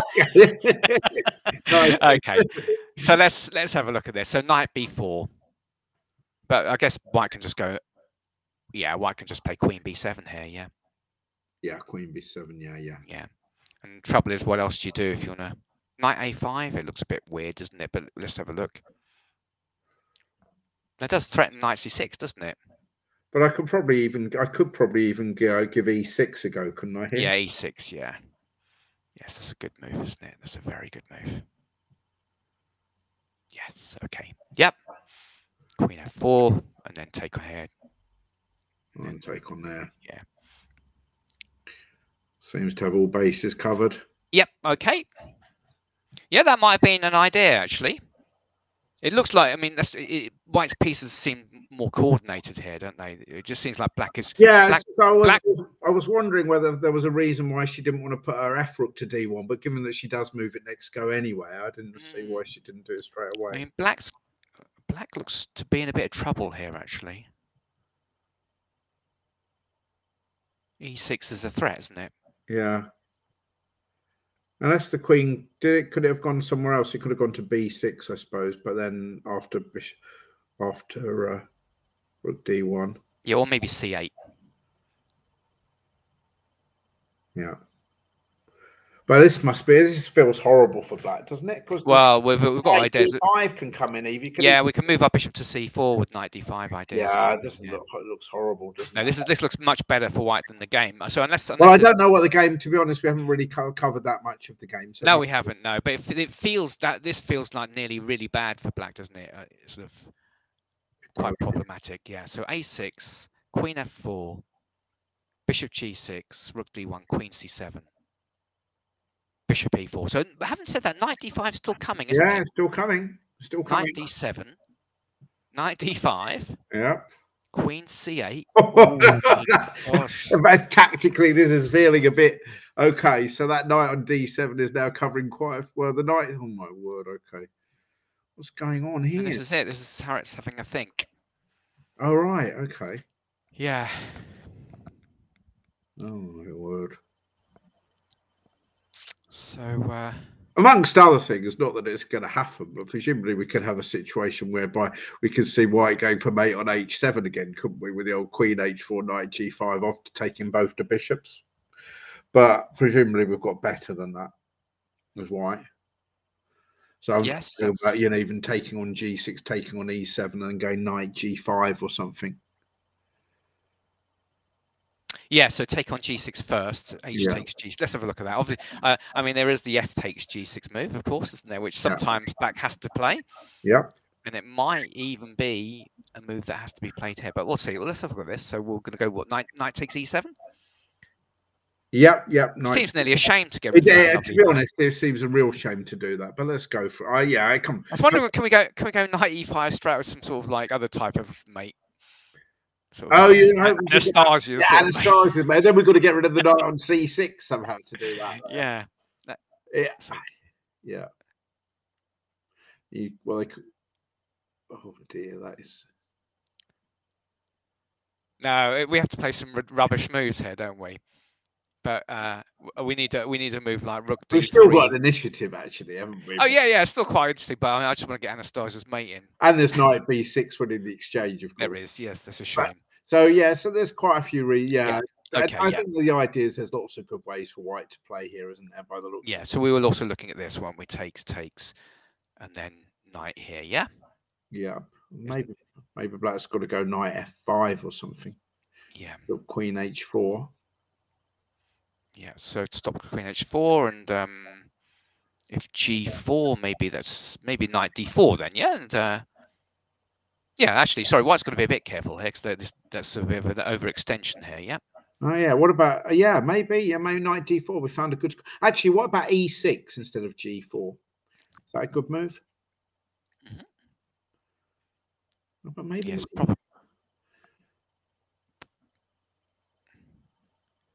Yeah, probably. Oh, I hadn't quite decided. But this, yeah, I mean, It's obviously better for white, even FV Queen C4 or something. All of yeah, it is obviously better for white. Yeah, but it's not. yeah, it's not, mate. So let's see what she's heading. So Phil, we should be able to find. Okay, so she's. So this is actually Queen C. It's actually Harris having a think here, actually. I mean, white could go something like just like Bishop E3, yeah. Yeah, it could just play. Yeah, of course. Bishop E3, Rook C1 first. It's just absolutely very good for white, isn't it? This position. It is looking very good for white, isn't it? Yeah. Okay, let's we'll wait to see what she comes up with. Yeah. What about Petivan board 2? Yeah. Oh no! This is. Whoa! Wait a minute. Oh, that was our analysis, surely, John. I think. Oh yes, it was. Yeah. We didn't get that game. That was for sure. No. Right. So but we did get Queen H4. This is what happened. Right. Hang on. So yeah, let's just. Yeah. So she did go Queen H4 here. She did go Queen H4. Yeah. And Ketavan didn't go Knight F3, but Knight D2. Right. Okay. Yeah. Okay. That knight's not doing a great deal. Yeah. Yeah. Okay. And knight. So that's. Whoa! Knight A7. I don't like that move very much. It's going to take longer to get to E7 now. It's on A7, isn't it? You just have to go back via CA. Right, at least it gives you something to do. Why don't we just go to E7 straight away? I think me and you are obviously missing some obvious tactics, surely, yeah? Thanks a lot. We're missing it. So I think maybe she didn't like the Queen H6 plan as much as we did. Oh, right. So maybe obviously this knight could come here now, yeah? Yeah, she's worried about that move, but we think that. Well, I mean, this is also Queen E4. Queen it's not like, yeah. Or is she worried about? Is it worried about a queen getting trapped? G5, takes Knight G5. Maybe she's worried about. Oh, okay. I don't know. But we takes knight here. That's a definite concern, isn't it? Yeah. It's a concern. Yeah. I'd quite like Ketavan's idea though of actually using the other knight to go to F3 and leaving the knight on E1, just defending the C pawn. Yeah, but on the other, yes, okay. But what happened to that our Queen H6 move? I did like that. Yeah. I mean, is Knight E5, is Knight G5 a concern here? I don't know. Is it because what's white threatening there? Has white got a threat? G4, I think I want to play. Oh, okay. So let's try that in C5. Let's see how it goes. So I mean, basically, without even analysing it, you kind of feel like this is the sort of thing that black should go for, though, because I mean, white's a little bit uncoordinated here. Yeah, I mean, the rooks aren't connected. It feels like black should have something. Yeah, I mean, what about C5 suddenly throws the cat amongst the pigeons, doesn't it, or does it not? Yeah, I mean, maybe unless white just goes C3 and just says, so what? Yeah, but that's certainly also possible, isn't it? Okay, so there's also Queen G6, which maybe the idea of just taking on C2. Actually, what is white threatening? I want to go G4. Go Bishop E4 then. Because you're pinned. Yeah, that's true. The knight, in fact, that's a bit of a tricky pin. And then maybe Rook A3. So maybe it is C5, C3, and then that is incredible, isn't it? And now whatever move we were going to do. Or we can just do a random move, that's what we're saying. Random move, like Rook C8 or something. I don't know. Any move. Rook C8. Yeah, you're right. What you're saying is that white doesn't really have any major threats here, yeah? Don't think so. Maybe Queen G6 with the idea of H6 is possible. Although Knight F3, the other knight can come to F3 now as well, can't it? Yeah. What do we need our knight on E7? Can't we move it to C6 around about now? We should be able to do it by now, shouldn't we? Yeah. Yeah, move it somewhere good. And now it's running to take on D4 and take on D4 after knight. It might have been worth saying that in that position when you went C5, if white takes, you're going to go knight takes E5. Yes. That's your plan, yeah? Yeah. Sort of thing. Yeah. Okay. That looks. Well, maybe. Yeah. Funny enough, after G4, everyone's pinned every direction. G4. No, I'm not saying it was a good move. I was really no. Yeah. Okay. Yeah. So we go back to this. So we go back to this C3 move. And then now knight C6. Then. Knight C6. Yeah. Okay. White's still pinned. You can bring Queen the other knight. G3, but then there's no attack with G4. So, and sorry, should we just look at G4? Okay. So bishop E4 or something. Yeah, or bishop. I mean, obviously bishop G6 is actually playable. Yeah, but I like that. yeah. Yeah, I like that move. Yeah. So now we just need to. White needs to somehow defend the queen, and yeah, it doesn't quite feel right for now White. Black's taking on F1 and Rook F8 and all C. There's all sorts of things for Black now, aren't there? Yeah. No, this isn't right, is it? No. So we haven't really come to a conclusion yet why Knight E7 is not a bad. White's a bad move for Black. No. Rook F4.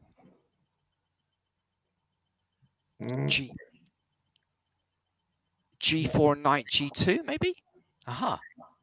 G4 and Knight G2. There must have been something.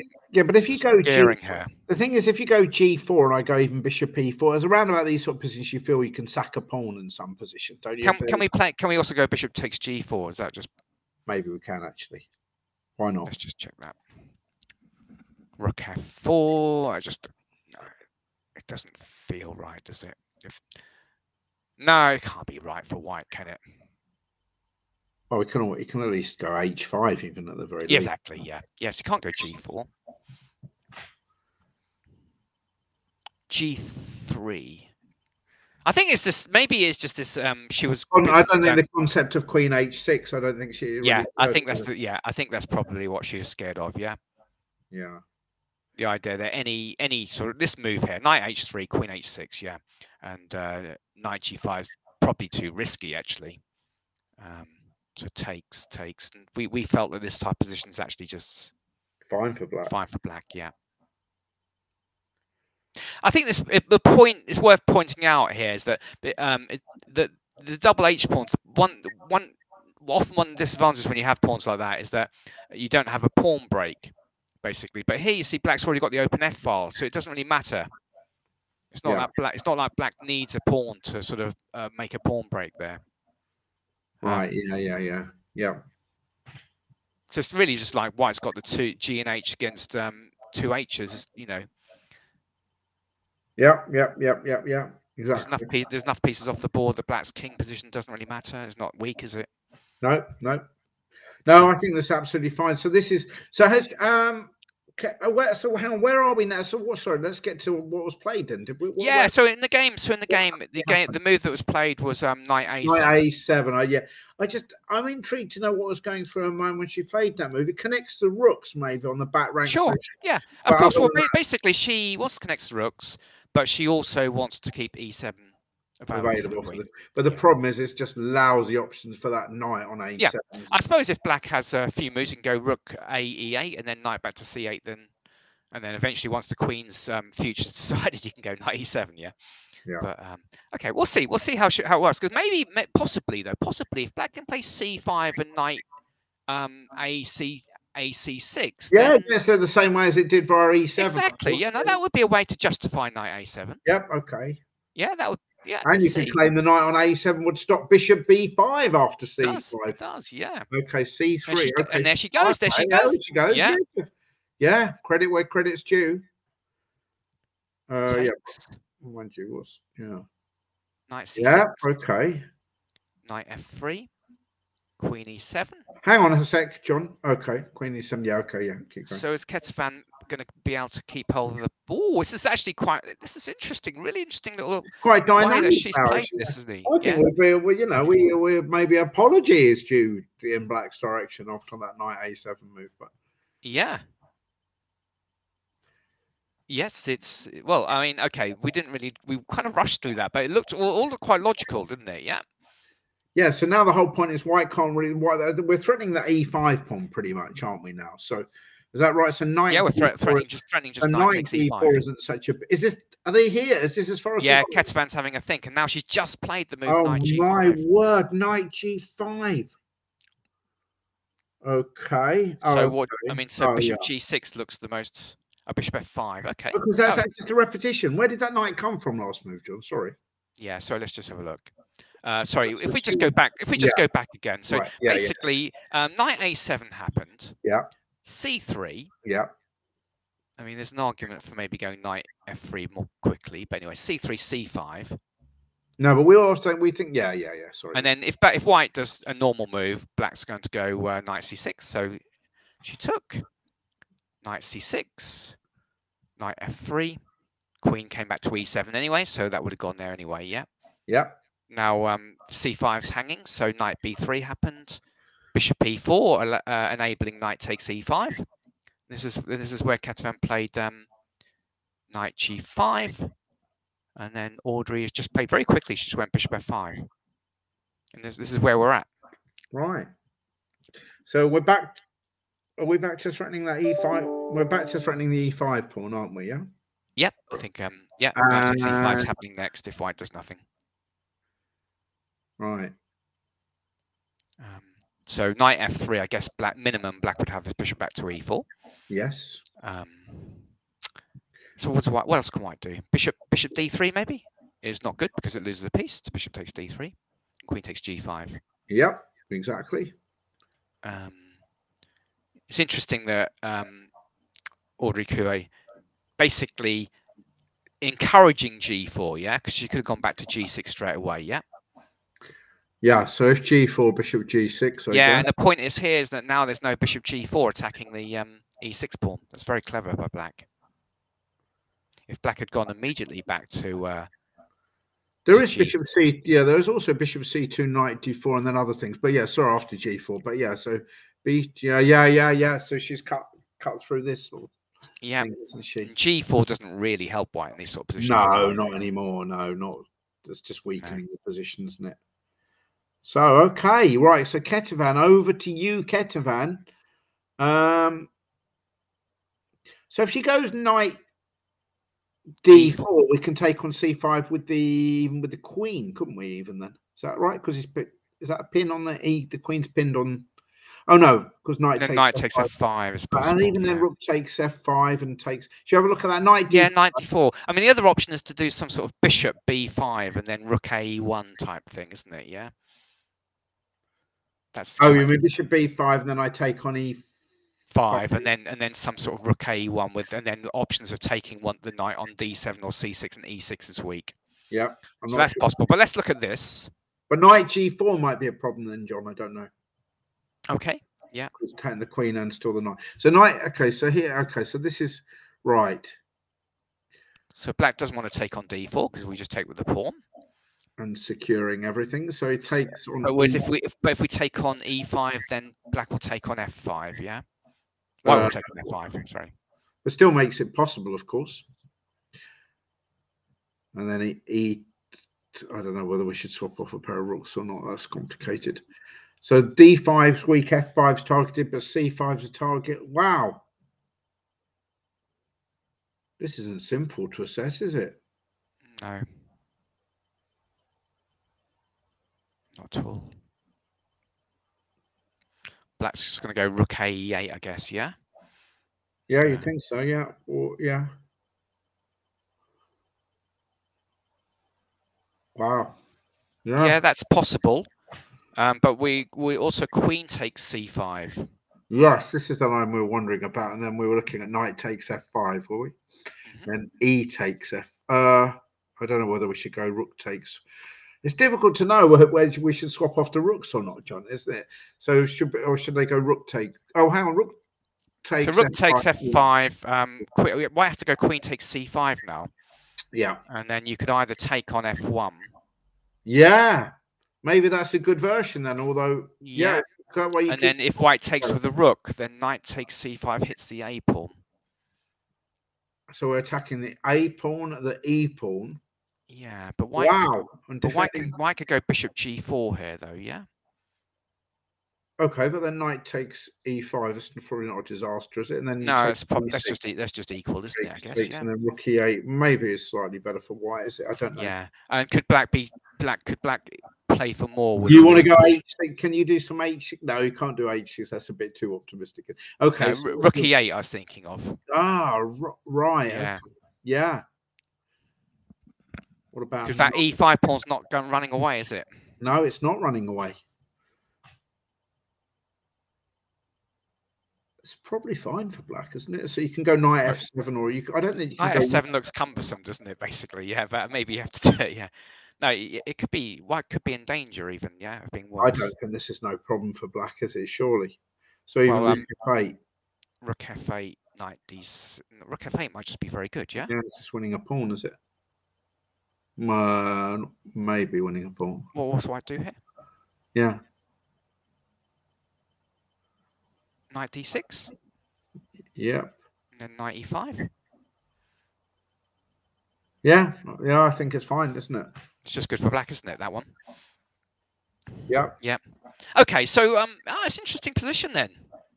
Let's go to live and see. Oh, knight d4 has happened. Has happened. So now it's the big decision, isn't it? Is it queen takes c5, or is it? Should we have a look at queen takes c5 again? I'm wondering about some sort of rook takes 8, some sort of queen. You know, just can we get some action going on the queen? What about rook takes c8 f5? Really? Give it. Oh, right, and then knight e6 or something. Exactly. Yeah. Oh my. Well, I suppose I could always go. You can do pawn takes, couldn't you? But the other ending we were still debating was the actual rook takes f5, knight takes f5, e takes f5 type ending. Sorry, this one here, yeah? Yeah, no, even if you did rook takes f5, well, yeah, it comes to no. Well, I think we've already realised actually in this position, black can safely go rook takes f1 even, yeah. No. But if you go rook takes f5 first, is what I'm saying, instead of knight takes. Oh right, okay, yeah. Sorry, rook takes f5, yeah. And then rook takes f5. Sure, yeah, you can do rook takes f5. And then knight takes f5, and then e takes f5. So this is how we could get to this position. Yeah. Okay, yeah, understood. So I was wondering if we've made an assessment on this ending yet. No, so white probably has to take queens, yeah. Yeah. I mean, queen f2, I guess, is a little nuance, but probably. Well, let's just take the queens, yeah. Yeah. And then sort of like, okay, so this might just be fine for black as well, yeah. Bishop f3. Yeah, it feels like black should keep that pawn, yeah. Oh, can we actually put a knight on e4 actually? Yeah, knight e4 would be, that's logical. And then knight e5 is happening if white's not careful. Yeah, this is possibly better for black, this position, isn't it? Looks better, yeah, knight takes g5 is a threat. Bishop f3, probably bishop f3 is a mistake, actually, isn't it? Yeah. Maybe like rook d1 or something. Rook d1. Yeah, and then maybe. But you know, I suppose it's interesting because, for example, knight a4, rook d5, knight b2 might be good for rook b5. Black's got to be careful in those positions, isn't he? Because suddenly, with that diagonal opened up, there are bishop c4 checks and stuff, aren't there? Yes. Yeah, this is. Yeah, this is very nice for white. But even, I mean, is rook d8 possible? Because then we're still. I was thinking we might have to go rook d8. Well, I suppose we don't have to do anything. We could even just go knight e7 actually here, couldn't we?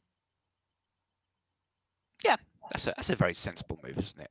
Because that keeps our rook over. We're attacking a4 still, aren't we? Yeah, that's just very sensible. So bishop b5 maybe or something. But we've always then moved the rooks. Yeah, it's probably okay.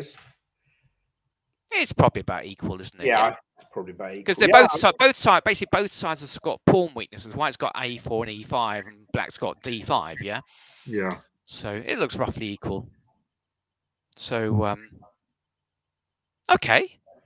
So she hasn't moved. See what happens. She hasn't All right. moved. Should we move on to number 3, ball 3? Yeah. So this is Katarzyna Toma against Shanbevy, who's the under 10 junior. And this is the one where basically, we'll have to have a look. So we reached. This is where we had it. Yeah, f4. Let's see what I mean, she's under incredible pressure here because rook f3 is so tough, isn't it? So she did go f5. Oh wow! Okay, so we're going to see knight f3. Or we're going to see rookie. Yeah, the professional. Yeah, this is what we. Oh, knight f6. I'm assuming this is one. Yeah, we had all this, didn't we, John? We did. Maybe I'm just wondering whether this we is had our it when stuff. you noticed the knight e4 lost. I'm sure. I think actually, let's go to that's the live position. So I messed up there. Let's just go to the position that we had again because I was a bit worried. Actually, that was kind of what we were analysing rather than what happened. So f4, f5 did happen. Knight f3 happened. Knight f6 happened. Rook e1 happened. Yeah. But we were worried about knight e4. No, knight e4, which is just winning for immediately. So queen d7. That was the improvement. Apparently.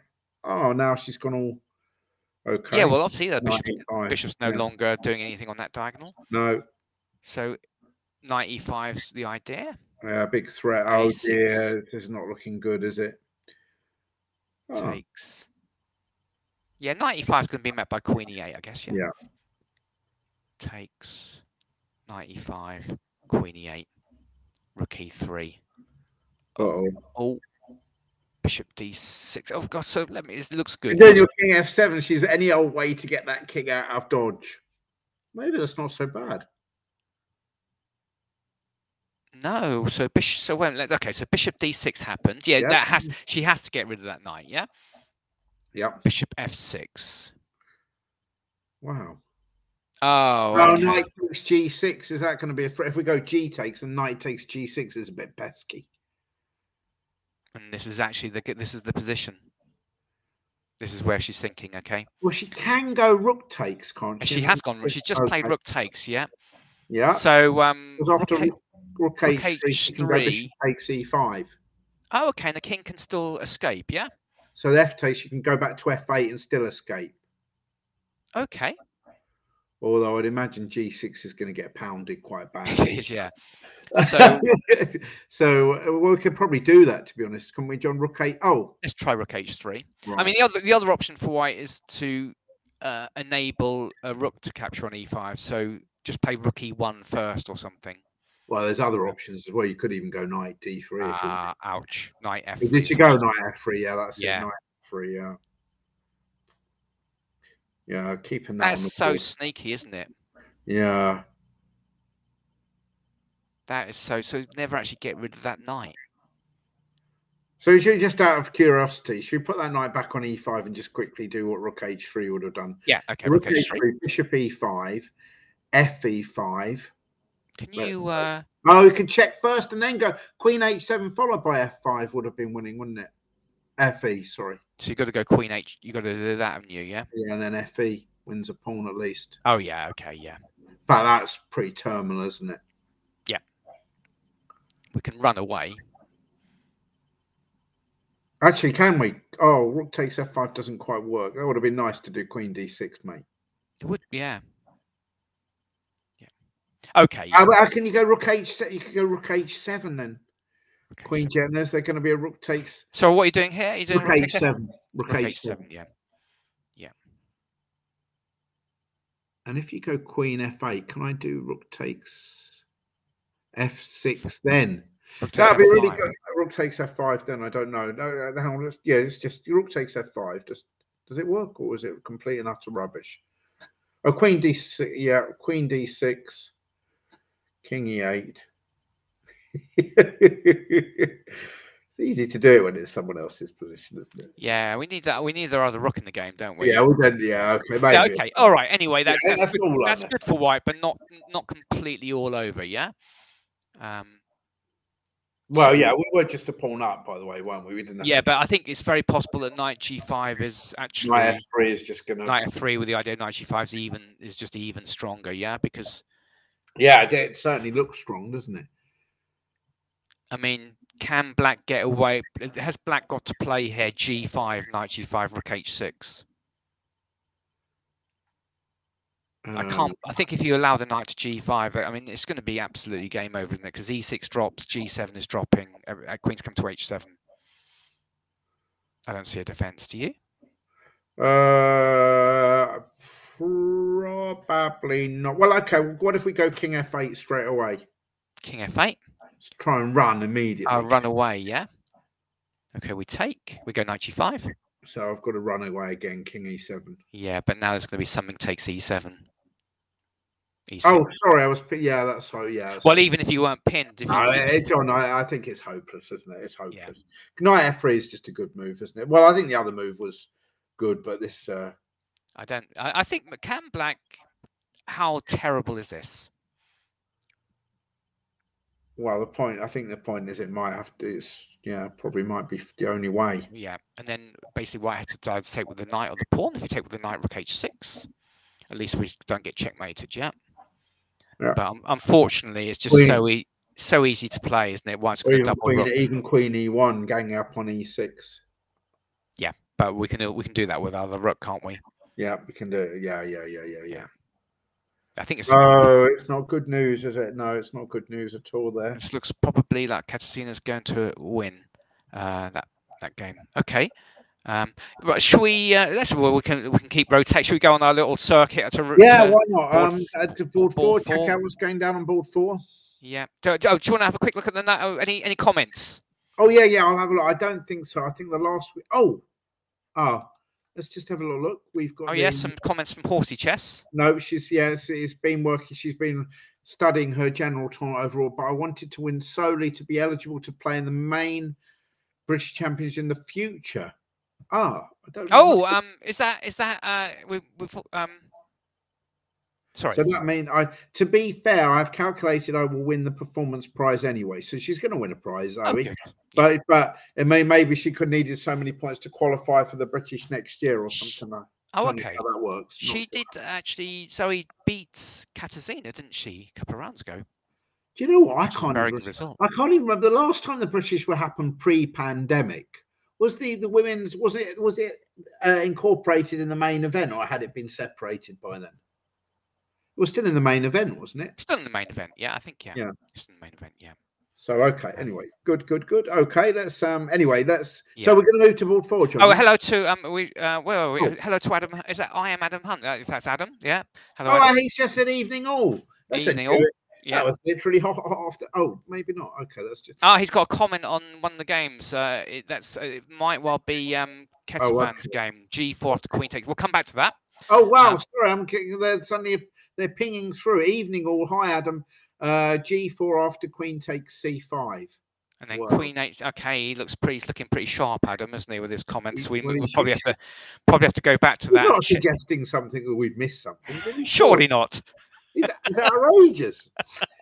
Check on H as an idiot before recapturing on E5. We need to know what he's talking about. No, that's obviously. Should we go to that? Let's go. That must be in the Toma.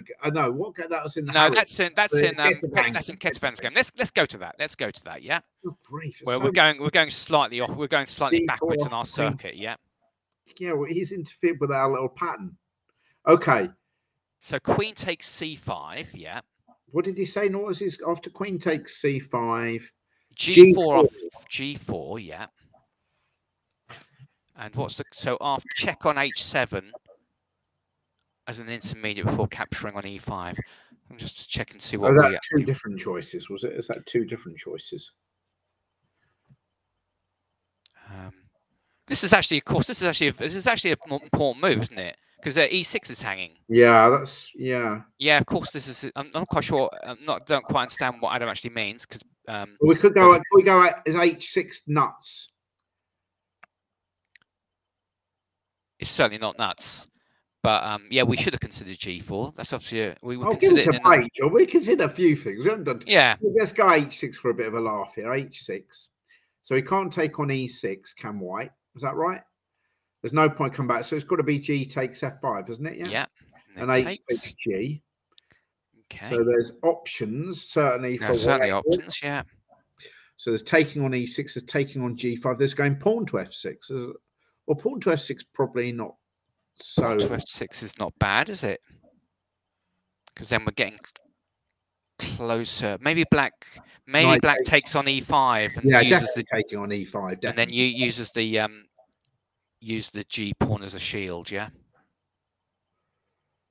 So it's still Queen takes G5 threatens mate on G7, of course. Oh yeah, that's pretty handy, isn't it? But still, we can go G6. Oh, then Queen H. Yeah. Or we can go Rook F7. Rook F7, I like actually. Yeah. Who's got the weaker king and why? Yeah, this is not so straightforward, surely. Bishop H5 though. Well, hang on, but Bishop H. Yeah, go G6. Change it. Oh, okay. Oh, I was thinking Bishop H5. We just go Rook. We just go Rook AF8. Oh right, but you know that's not ridiculous, John. It's not. No, it's not. Just play go on. Rook AF8. Go on. Yeah. Because defending knight takes D4 as well. Here we've got one or two little ideas. It's quite a good exchange sack, isn't it? Until white just goes king h1 or something. So take on f7 and king h1. Yeah, probably. Well, well, it's not game over though, is it? Straight away. Really. Oh, see, actually, Adam just got a message from Adam. He was talking about the Toma game, actually. So we're looking at the wrong game now. Brilliant. Yeah, but actually, funny enough, Adam, his suggestion of G4 is actually quite good in this game. Maybe it applies to every game. Well, we've got so many Caracans, haven't we? That basically, you know. Yeah, yeah. Check on H. That's a good piece. That's basically a good piece of advice. Just G4 against anything, basically. Yeah. So, but to be fair, the Tome again, there seemed to be quite. We could head back to that. There seemed to be quite a lot of good things for White in that game, wasn't there? Yes, it does. Yeah. Whereas this game is really on a knife edge, hasn't it? Isn't it? Don't you think? Yeah, it is. Yeah, I think so for sure. Yeah. Audrey Coué, yeah.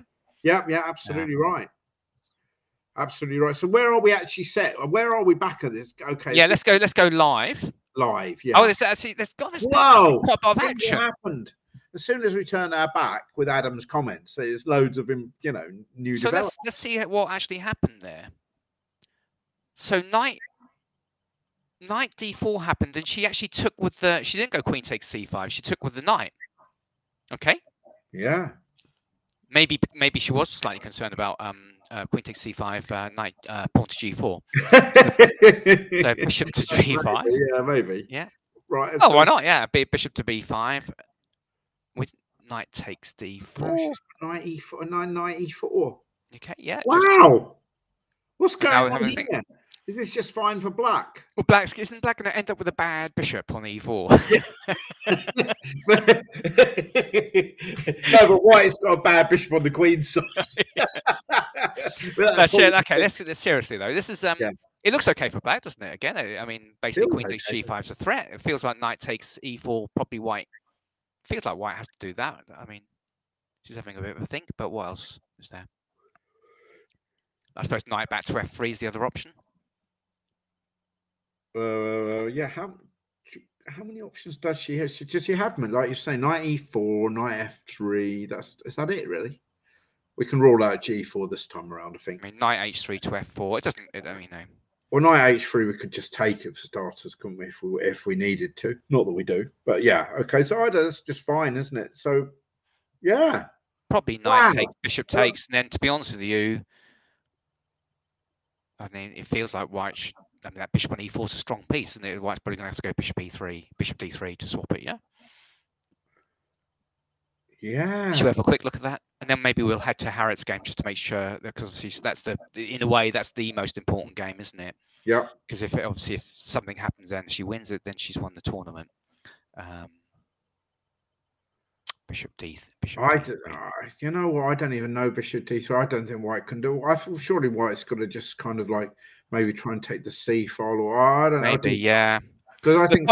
You mean after bishop d3, you were just worried about sort of takes queen b4 or something, are you? Yeah, I just think so. Maybe it's better just to go like rook f8 and rook c1 or something. I don't know rook f8, but rook f8 queen. You can still go queen b4 black, of course. Rook c1 queen. I'm a bit nervous. We could actually end up in trouble. With our king.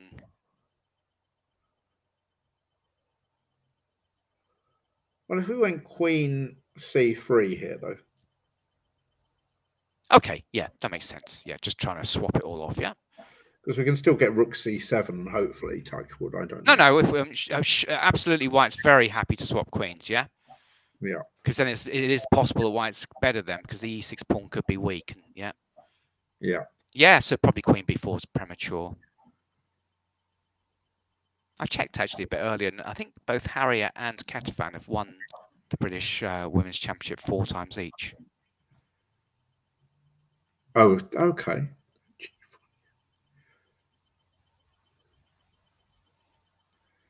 So well, okay, so sorry, yeah. So this is okay. So this game's going wow. Okay, maybe something like h, maybe just a prophylactic move like h6 or something. Yeah. Okay. And then maybe the queen comes back to h4. Yeah. Yeah, queen h4. Yeah. Yeah. Okay. Yeah. So roughly equal, I guess. Yeah. Yeah, okay. So should we check out the Harriet? Is that what we're saying? The Harriet's game? Yeah, I think so. Yeah, because it was looking good for her, wasn't it? Oh my God, it was looking. Yeah. She just played Queen C8. It just happened, and then she did just go Bishop D2. We were looking at Bishop E3, weren't we? Right. Bishop We D2. thought she missed. We thought she missed a good thing earlier, didn't we? Just by going Rook D1 and then Yes, that's right. But having said all that, she's now justified having that queen on the king's side quite nicely. Yes, she is. Yeah. She's just thinking of Bishop D8, C3, and then doing the do. Bishop C3. Yeah, just obviously gives extra protection to E5. Bishop C7. Oh my word, that is living a charmed life. That E7 square, I tell you. Yeah. Bishop G6, and she did take with the F pawn. Right. Yeah. Knight G5. Well, to be honest with you, there's no protection of G5 now, is there? So, yeah, I mean that would just look so dangerous, doesn't it? If you take with the H pawn, yeah. Yes, it would indeed. I mean, what would we do? I mean, there's also, of course, the old there's the old Anastasia's mate to consider as well, isn't there? Oh yeah. There's loads of good. Knight G5 though, isn't there? Because can you really take on E5? That feels as though you're going to lose your queen. Maybe I'm wrong. Knight G5, surely. Yeah, Knight G5 or Queen H4, but I like Knight G5 if possible. Yeah. So you have to, if you're going to, basically, you have to take on E5 if you want to. No, but isn't that just game mode? Can't I just take and go Queen 8 or Queen H4? Yes, of course, yeah. Yep. Yeah. Okay. So taking with the Nisha took with the F pawn, which is very sensible, isn't it? And then Queen E4. Okay. So she's avoided checkmating possibilities. But of course, White's still got. To me, it seems like a big advantage. Yeah. Well, it's like an extra pawn in the middle of the board at the moment. Yeah. I mean, Black would love that pawn not to be on that C5 to be elsewhere. Then you can sort of go Knight C5 to E6 and get a nice sort of blockade. But so Knight B6 happened. That makes sense to try and swap off that knight. Knight G5. Oh, okay. Yeah, so swapping off that knight so it no longer looks that tempting. No, not really. No. And that's okay. Yeah, this is where we're at. Wow. So we are just threatening even knight takes knight and queen D5. Check. We are. Yeah, exactly. We're also, yeah. Well, Black can't liquidate with Queen F5 because C7 hangs the bishop on C7.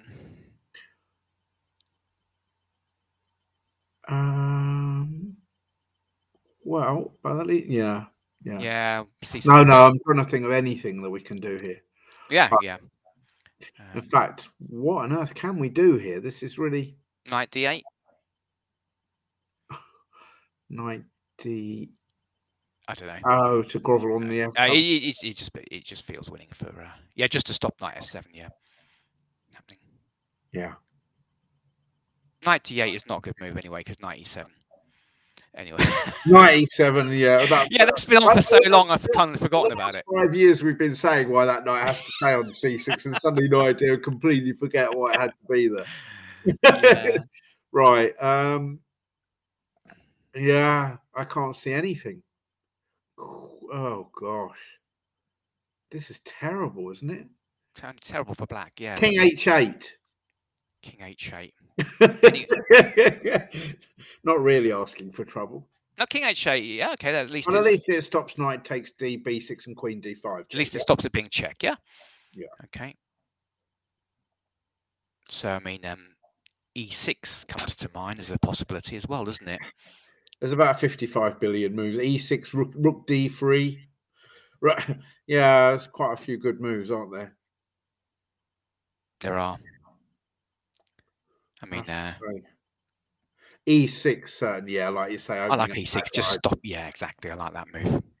Oh my god! It's also opening up the bishop. Oops, sorry. That's what I mean. So there must be 50. There must be loads of tactics. Oh, sorry, it's not looking good, is it, for Black in this position? I'm afraid. I mean, this kind of position is all you start looking for are the most flashiest checkmates, don't you? The flashiest checkmates, yeah. Of course, you're threatening Queen H4, H6, Queen takes H6 check. That's very true. Yeah. Yep. King G8. The subtle, luring that pawn there to block that diagonal. Yeah, that's right. Yeah. Yeah, king g8, yeah. And then e7. To open up the diagonal again. Yeah, that's not so great, is it? Oh dear. No, I don't actually. I think, yeah, I don't see defense for black not here. looking good. No, is she still pondering what to do after in the game? Yeah. Yeah. No. So this could be all kind of irrelevant. But where are we next? Should we keep our circle? Is there is rook f5? I thought we'd ruled out that rook. Oh, knight takes b6. Yeah, knight takes b6 is just and a then very queen d5 check. Yeah. Yeah. Unless you're going to bring your king to king f8. Oh, king f8. Knight h7 minimum. King e7. Getting the king centralized, ready for the endgame. Yeah. Okay. Yeah. All right. So this is c4. Yeah. Yeah. Okay. All right. So yeah, that's looking very good for Harriet on board 1. Let's have a look on. Yeah, we've looked at board 2. So we actually this. Should we look at board 4? We haven't looked at that for a while. Board 4. Go to board 4. Yeah. And okay, so we need to backtrack a little bit. Yeah, because this isn't. Yeah, we need to go live or go back. Yeah, back or whatever. Yeah, let's just go backtrack to where we had it, or maybe go live and then. Yeah, and then retrace. Then go backwards. Yeah. So we kind of felt that black had a small advantage, maybe. Yeah, with the and this is more or less what we had, wasn't it? So knight g3 happened, c5 happened, knight e4 did happen, queen e7 happened, and now c4. Whoa. Yeah. c4. Okay, and the sort of the move that black wants to play here is to open it up, and she did. I think that's a good idea. Yeah, seems right. Yeah, c4 looks a bit risky to me, but on the other hand, at least it gives white play, doesn't it? The queen's got some activity now. There's exactly, e5 square and all the rest of it. So yes, maybe not a bad practical decision. And the pressure on c5. So yeah, king b8 looks very natural as well, getting the king off the c file. King b1, all good stuff. Queen c7. What does that do? Queen c. Oh, I'm not sure. I suppose bishop a5 is enabled now, so that would force white to go b4. Right. Okay. But I suppose rook c1's coming anyway. Yeah. Maybe obviously also there's no longer have to worry about a pin on the e file. Right. Okay. So rook c1 did happen. Rook c8. Yeah, I can understand. Actually, maybe black just wants to sort of then go the other rook to d8. Yeah. Possibility. Just going to turn a light on. c2. f5.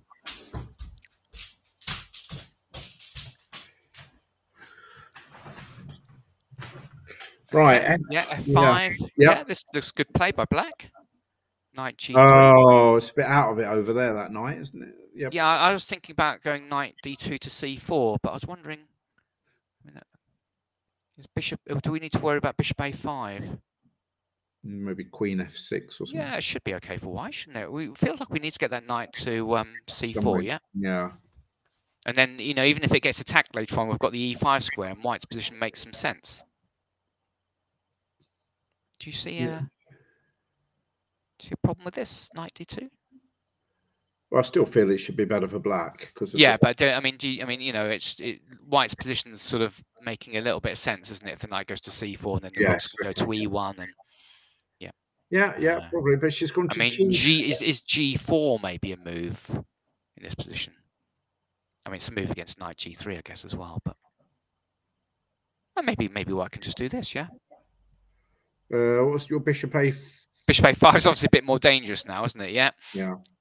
Aha, yeah. That's definitely not protecting our knight. No, also our queen doesn't have any squares as well. Yeah. Yeah. Okay. So g4 is a possibility. Yeah. That position. Yes, it is. It is. Yeah. Okay. So I suppose there's queen e. Maybe queen. No, it's just good for black, isn't it? Yeah. Yeah. Is g4 also possible here? Yeah. Well, I don't see why not. Why not? Because knight wants the e5 square, doesn't it? But then bishop a5. So it's got to go somewhere else. Yeah, I suppose it can cut at least in this. To c4 again, and your other. Yeah, exactly. So the knights aren't. Maybe that's not so bad. An HG. Yeah, that's maybe the reason she chose knight g3 rather than d2 because this. Also, maybe there's g5, HG, FG, knight g5. Here. Yeah. Maybe. That being the case, it's also possible you could do that with the other knight on d2. Oh yeah, good point. Yeah. Yeah. So that's playable. Okay. All right. Let's just see what happens. Just feel maybe just leave those things where they are over there. Queen D7. Yep. Rook E1. Rook E8. Rook E5. G4 happened now. It makes sense now the knight can't go to E5. Knight came back to D2. So since we've got sort of a 2 knights against 2 bishops scenario, which should be a bit better for black, but yep. Yeah, okay, and then that's it. They're having a bit of a thing. So white's actually Lindsay has got 19 minutes left. Okay, so is that an hour? That's an hour. Yeah, black's got an hour. Yeah. Wow. Okay, which one to now? Should we go to the Katerina Toma game? Yeah, we haven't seen that for a little bit. Katerina. Oh, mind you, it was looking. Yeah. Yeah. So what actually did? Oh my. Did they? Oh no, that was our analysis, wasn't it? No, but it's happened. It's actually happened. Oh, it's actually happened. Okay. More or less, yeah. I mean, she did go. She did go G5. Yeah. Yeah. Shambabu played G5. That's a good move, isn't it? Yeah. She's fighting hard then, isn't she? She's only 10 years old. Knight takes G5, Rook H6, Queen G3, Queen D7, Rook E1, Rook E8, Queen F3. Okay, and we leave it here. This is it. So there's some possible knight takes E6 ideas. Yeah, there's not a queen takes D5 because, of course, there's a block on F8, but there's other tactics for sure, aren't there here? Yeah. So, for example, if black played a move like this, and knight takes E6 might just be winning. Yeah. Can we do all hands to the pump with the king protecting it and stuff? So you've got to if you take with this rook, this is just a win. Yeah. So we've got queen takes there. Yeah. Yeah. So what happens if we take this way? Is this just the same? King here. Not quite the same because now we've got rook HF6, haven't we? Yes, we have. So yeah. Oh, white could take first, then go queen. Then king E7, yeah. Then king E7, yeah. And it's not game over, is it? Yeah. No. You're accumulating quite a lot of pawns, fair to say. We have actually got 4 pawns, although of course we only got 3 in that exchange. We were a pawn up, weren't we? Yeah. So this is probably not the best way for white to try and win the position, is it? How do you say? How would you assess that, or is it kind of irrelevant?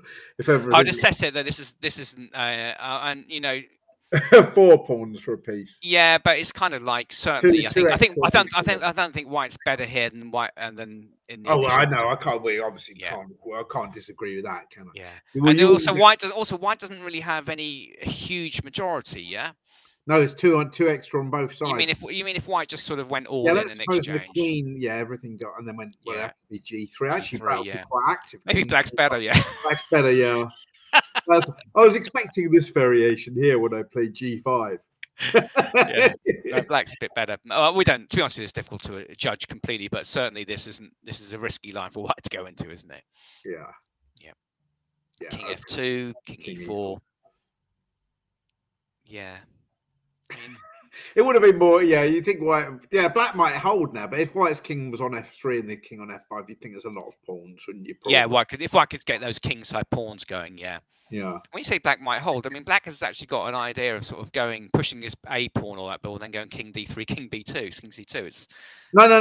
If the king was on black, king was on F5, and it would have been white to play in that position. Oh, but then king F3 for white. Then that's what I'm saying. Hasn't white got chances to win that though? Then. Yeah, that's what I'm saying. I think white will be winning. So it's almost like it's that one tempo does a whole switcheroo. I mean, I see. Yeah. I mean, white could go king. Yeah.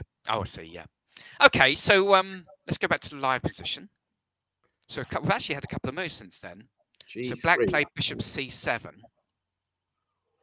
Okay, G3 makes sense, of course, doesn't it? Yeah.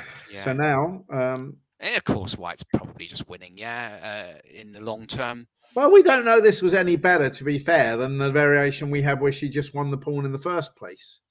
Do you remember the line where she got her queen to taking on G6? Oh, instead of going knight F3 to G5, yeah?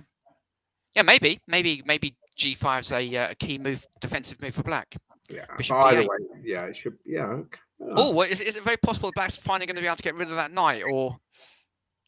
Yeah, well, it can't go back to H3, that's for sure. Yeah, I think that Black's finally going to get rid of that knight. Although, of course, it's still going to be a hard defensive slog. But she's fighting well. In fact, actually, sorry, going back to this position, it should be noted, of course, that Bishop C7 stops all the knight takes C6 tricks anyway. Yeah. Because D5 defends. So after Bishop D8, okay, G3, Bishop D8. So if she goes H4, for example. Yep.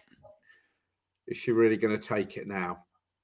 Because then her rook's got to make one or two tough decisions. Well, can he go rook H8 and king F7, or is there a tactic along the way? Probably there is. Okay, he's probably holding that, isn't it? So can she go bishop G5, H5, rook H8? Yeah, of course. There's also no idea of white going FG5, which gives white queen the F4 square, yeah, and yeah, that's a lot better, isn't it? That's a lot better. Yeah, it's a lot better because queen F4. It takes a while just to bring that other rook back into the game. So she might not. Ironically, she might have got that far and now decide I can't really take that knight after all anymore. Yeah, but having said all that, what does Black actually do? Well, I know B5 or something, I guess. Get the minority attack going. Get the minority attack ready for action. Yeah, get there we go. You missed your chance to play A4, White didn't now. Yeah. It's Black's, yeah. Just some calm. Yeah, well, it's not so we've got any other useful moves, is it? To be honest. No, I don't. Oh. Actually, I've got a feeling in that position, White was maybe starting to threaten things like C4, full of takes D5.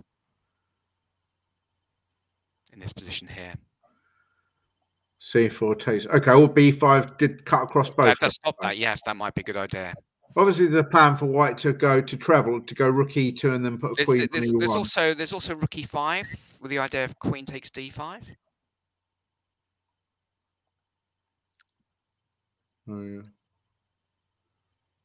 Or sorry, queen E2, John. By the way, queen E2 instead of rook E5. Oh, queen E2, just simply. Yeah. We're in to win that pawn.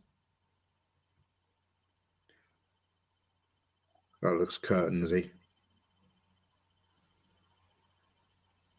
That's going to have to take on G5 now, yeah. But the rook on G6 isn't the ideal square, is it?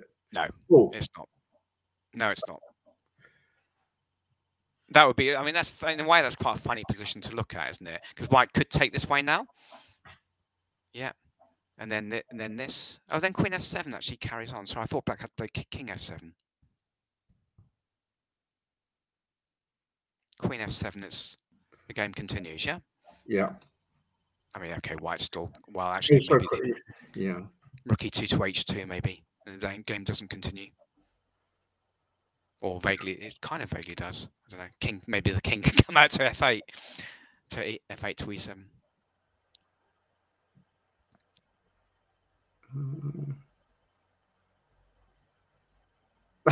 That rook on G6, but hang on, that rook on G6 can't go anywhere, John, can it? No, so maybe instead of actually we could just come over to the queen side and win over exactly. there. Yeah, of course, yeah. We can maybe start go for A4 or something, yeah. Yeah. You're right. So once we actually get a bit of a Bobby Fischer rook A1. Well, I wondered about exactly. Funny enough, that's exactly the sort of thing I wondered about. Yeah, like he could have gone F6 in that position and went for the king side attack, but he just actually leaves their poor piece. Yeah, I mean you could even go A4 now, couldn't you? Yeah. Oh gosh, yeah, this is horrible, horrible, horrible. Yeah. Okay. Yeah, A4 is a good move here, isn't it? Yeah. So let's go back to live. Oh, actually, she has taken on G5. To be honest with you, I think that was a good. I mean, I think she had to, didn't she? Yeah. Right. What we were looking at there was awful. So at least Black now doesn't have to go rook G6. Yeah, but the queen F4 thing could be a problem. So rook H8, I guess. Yeah. Well, where else? And then I reckon. Well, there's also queen F4 looks obvious, doesn't it? There's also G6 with the idea of queen takes F5 again. Like to get. Oh yeah, G6. Oh man. That's actually quite good, isn't it? That rook on H8 is not coming out, is it? Isn't that just game over again, or king F8 is that impossible? King F8 is still possible. Yeah, and can we now go rook takes E6? Oh man, yeah, okay, yeah. Oh, no, rook takes E6, rook takes E6, rook takes let's just. Is that quite working? Maybe that's not quite working again. That's not working, is it? The king can escape. Yeah. Queen F7 check. Ah. We had it. We looked at something like this a bit earlier, didn't we? Yeah. Yeah. It's a bit unnecessary. Why didn't we could just go H5 and G4 after King F8? Sure. Sure. Yes. Because the king can't actually escape to E7, can it? No, cannot. Yeah. This is basically. Yeah. Black's struggling to make a move. Yeah, I think so. Yeah. Okay, so that's looking good for Katarzyna, isn't it? Not looking too good, is it? So, okay, let's do the circuit. So back to one. See if it's all over. Yeah. Could have been all over, but is it not? Let's go back to where we were. Queen F5 did happen. Okay. Oh, okay. Yes, Queen F5. Yeah. Takes knight C7. Yeah. Rook takes. Exchange has takes gone. As an exchange, but maybe yeah. Okay. Obviously, that's very good. It should just be winning for white. But I don't. To be honest, I didn't really see another move for black. Well, just Rook D7 here, isn't that game over? Or did she? Yes. She played that knight B6, rook here, knight D5, and then probably the other rook to D1 or E6. Yeah, keep that pawn. Why not? Threatening. Yep. Threatening rook G7, so knight takes C3, pawn takes C3, rook E5, king F1. Okay, so and this is where she's Anusha's having a think. Yeah, unfortunately, it's hopeless. Yep. It's game. Yeah, exactly. Rook E6 happened, and then I guess maybe Harriet will play rook E1. Rook E1 or rook B6 or any old thing. Yep, exactly. Yeah. Rook E1. Rook E1. It's very safe. Yeah. Oh yeah, because it's obviously swapping off the rooks because of the lawnmower on the back rank. Yep. That's the move to play. I'm afraid it's almost curtains-y now, isn't it? Really, it's resignation time. Yeah. Yeah. Which means that will be, if that's the case, it will be congratulations to Harriet. But let's. Yep. But we should wait, of course. Hold that wait, of course. It's never over until it's over. But yes, of course, there's no real way. Well, Black needs to get. The only hope is to keep the rooks on, but there is no way to keep the rooks on, is there? No, 95 F4 is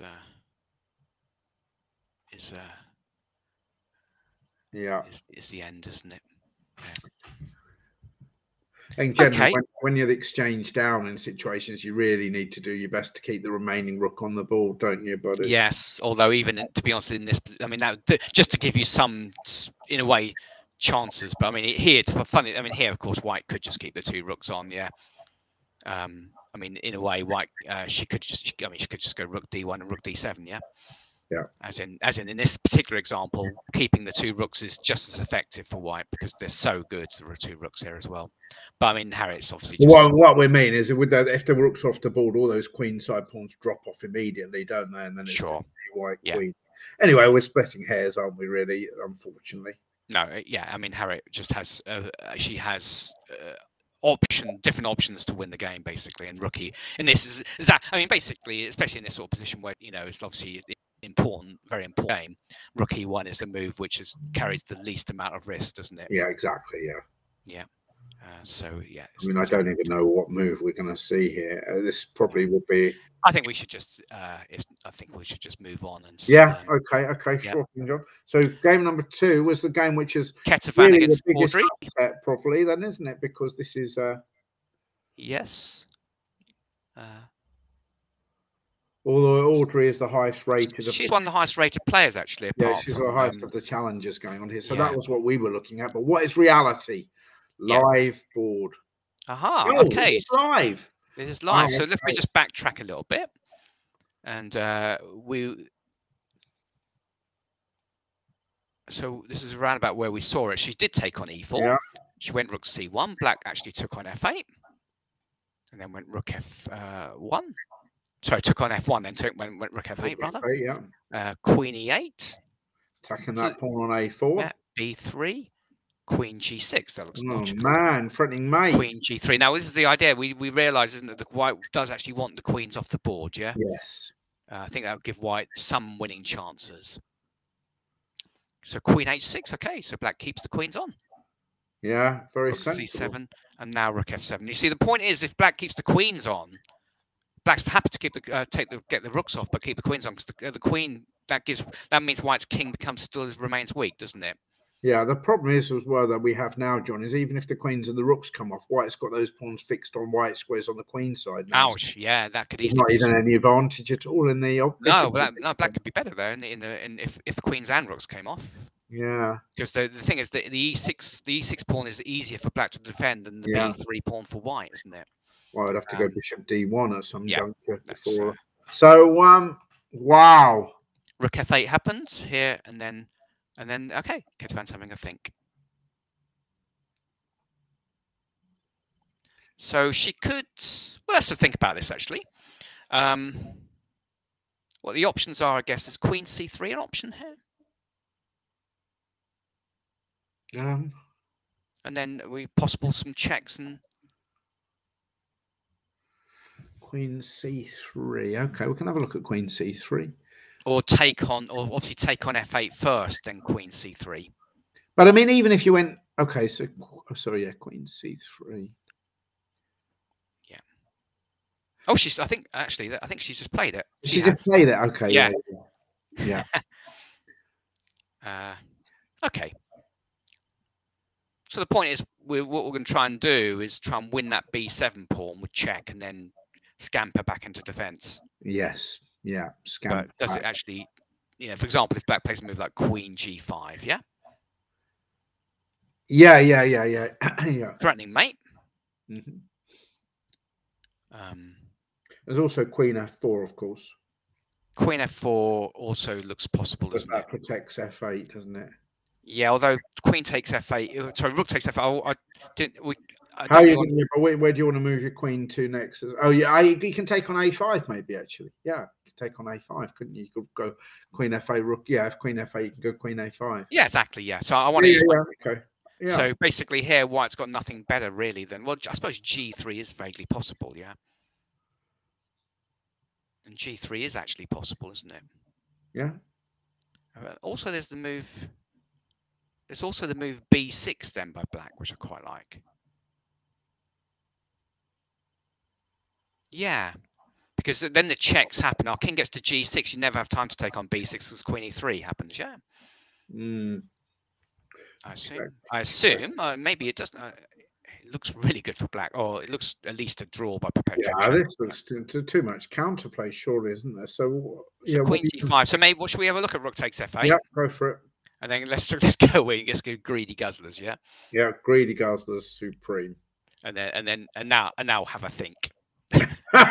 Normally, this is not the way you should play it in a real game.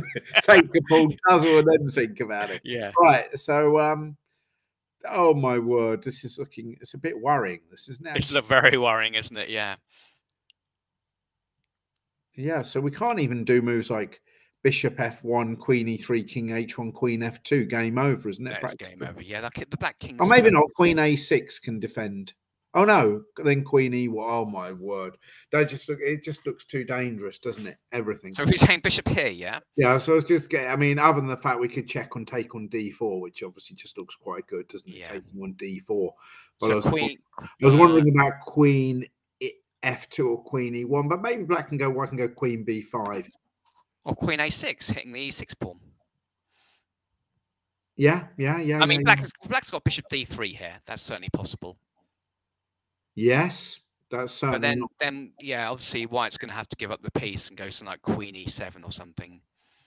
Oh, what do you mean? Bishop takes his check. It's checked. Oh, it's check. Aha. Although, of course, that's still not. Yeah, still not bad. Maybe black should just go queen takes d4 instead of anything. Queen takes d4. What's wrong with that? Yes, of course. Yeah, just keeping complete control. Yeah.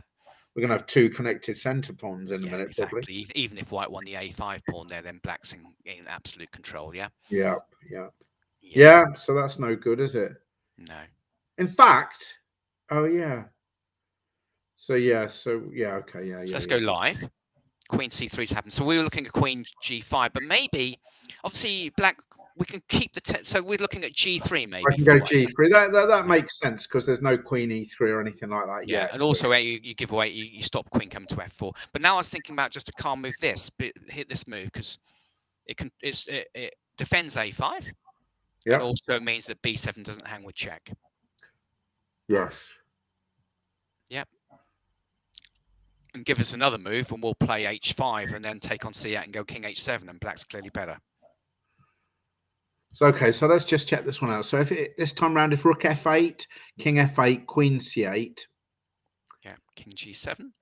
Queen d7. Oh, queen d7, of course. That's so much better. Well, black can go queen e7 though. No, but what I'm saying is that black. That's what white could do initially.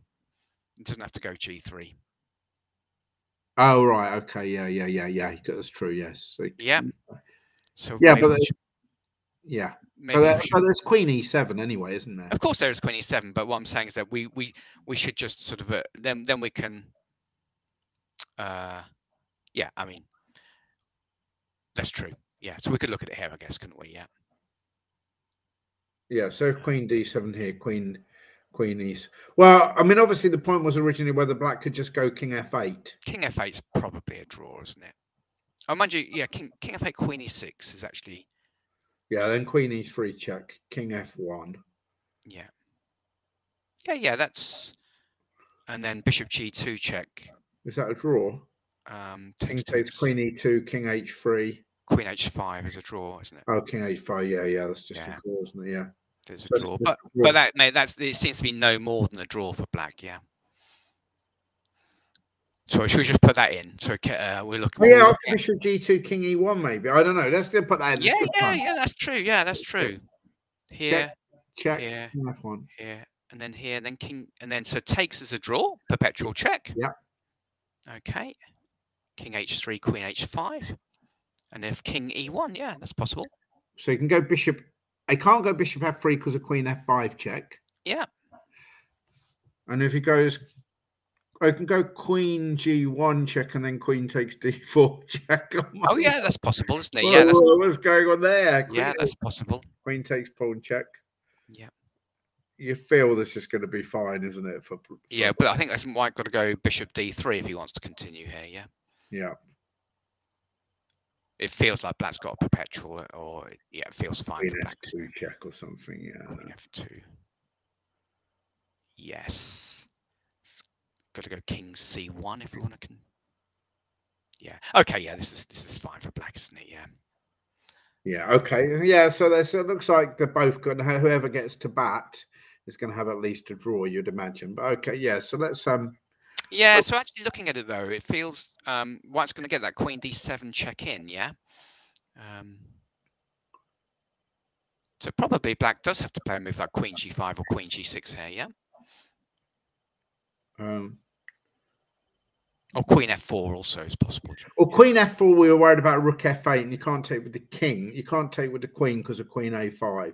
Oh yeah, and if you take with the king, we've got queen d7 and yeah, well that's queen c8 and queen d7. Yeah. Yeah. Okay, so actually, yeah, black maybe has to be. Well, then we're still back to the same thing, though, aren't we? Queen d7. Sorry, here. Right. So takes. King takes. Here. King f7. King f7. Oh, but yeah, now if you can take on b7 and win a pawn, but if you go to d7, I go king f8. Yeah, taking on b7, king g6, I feel like that black's got too many. He can't, because he can't bring the queen back to anywhere like c3 where he wants. Haven't said all that. Haven't said all that. Let's have just a quick look at that. So here, I mean, you do have the. Oh, I see. We're going to play queen e3 and then bishop takes g2 check. Yeah. Where were you going to go? h3. What were you going to do? So here for white, white's got to make a queen move. Yeah. Yeah. So I was going to just go queen e7 or something, I guess. We can't actually defend. We can't allow him just to take on. No, well, like you say, you've got the bishop takes g2 at least. Bishop takes g2, king, and this is similar to the other line, I guess, isn't it? Yeah. Yeah. Okay.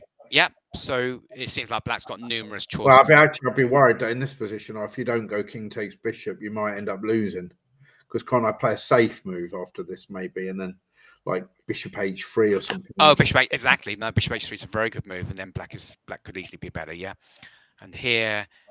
Is this probably a draw, or it's possible that black could play on here? I guess. Even, yeah, black's certainly no worse. Yeah, obviously, yeah. So black's no worse. So this is no hope. So this is a problem for. So black. Oh, black is pondering what to do. So she's still thinking about queen f4 or queen g5. Is that right? Probably at the moment. Yes. This position here. Is there any other move that we haven't thought about? I think the problem with b6, for example, is white can take on f8 and then go queen c8 check, and then king d7, king f7, queen d7. Yeah. King f8 again. King f8 again, and then we've still got a queen. Yeah, so that's still a sort of perpetual check probably for white. So yeah. b6 is still a possibility. So b6, queen f4, queen g5. Yeah. What else could she consider? I mean, there's moves which don't feel that attractive, like well, g5 just doesn't feel very attractive, does it? Not at all. No. But does defend. You know, what I'm saying is conceivable moves that don't look very good. Oh, okay, yeah. So, but I'm just thinking what else there could be. I get white is trouble g5. It stops the queen going down that diagonal. Down to e3, yeah. All it does is defensive. So we're not going to do that. So I mean, g6 is slightly better than g5, isn't it? Yeah, but g6 stops the king going to g6 in those lines. Oh, yeah, okay, yeah. So I think, yeah. So okay, so I think we'll leave her to ponder what to do. Yeah, but we will. Yeah, seems like she's doing okay. Let's should we check board one again to see if that's no, that's still going on. That's still going on. So let's look at board 3. Yeah. Oh yeah, have we got some action here? Oh my, that's ours, isn't it? So there's Katarzyna against Shambhavi, isn't it? Yeah. Yeah. So so that happened. Rook h7 happened. So isn't g6 just? It did happen. Yeah, g6 happened. Yeah. Rook h6 and queen f5 is possible. Yeah, queen f5 happened. Yeah. a5. Oh my word! This is all the pawns are dropping. It's just winning, isn't it? Yeah, rook takes e6. We're no longer up by the. Yeah. Okay, and it's going to be so queen takes d5 is the threat, I guess. She's just played b5, so queen takes d5 will end the game. Yeah. Nice way. Yeah, she's just played b5. Yeah, Shambhavi's just played b5. No, I mean for what? Yeah. No, b5's only just happened basically. So. Right. So queen takes d5 is the nice way to end the game, isn't it? Yeah. Is there another way? Rook e5. Oh, rook e5 is not a good way to win the game. No. Queen f7 check if you want to go for a winning king and pawning game. Okay. So I think Katarzyna will play queen takes d5 very soon. And she's gone queen e5. Okay. Well, that's all. I mean, what's got is so no one likes to show off. Rook e8 check then. Yeah. King f8.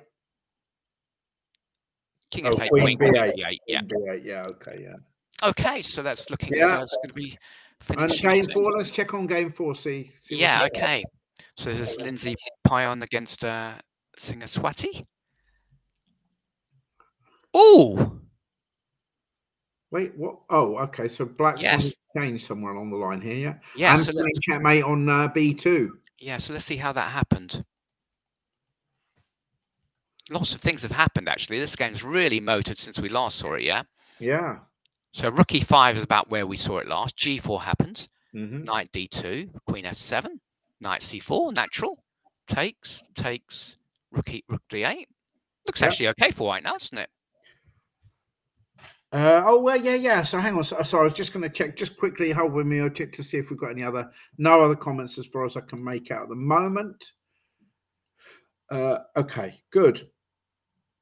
Right. Okay. Sorry, John. I'm almost back with you. I'm back with you. So where? So yeah. So we've only got one bishop now. Yeah. Yeah. So you kind of think if maybe white goes king a2 here, it's a nice prophylactic move. Wow.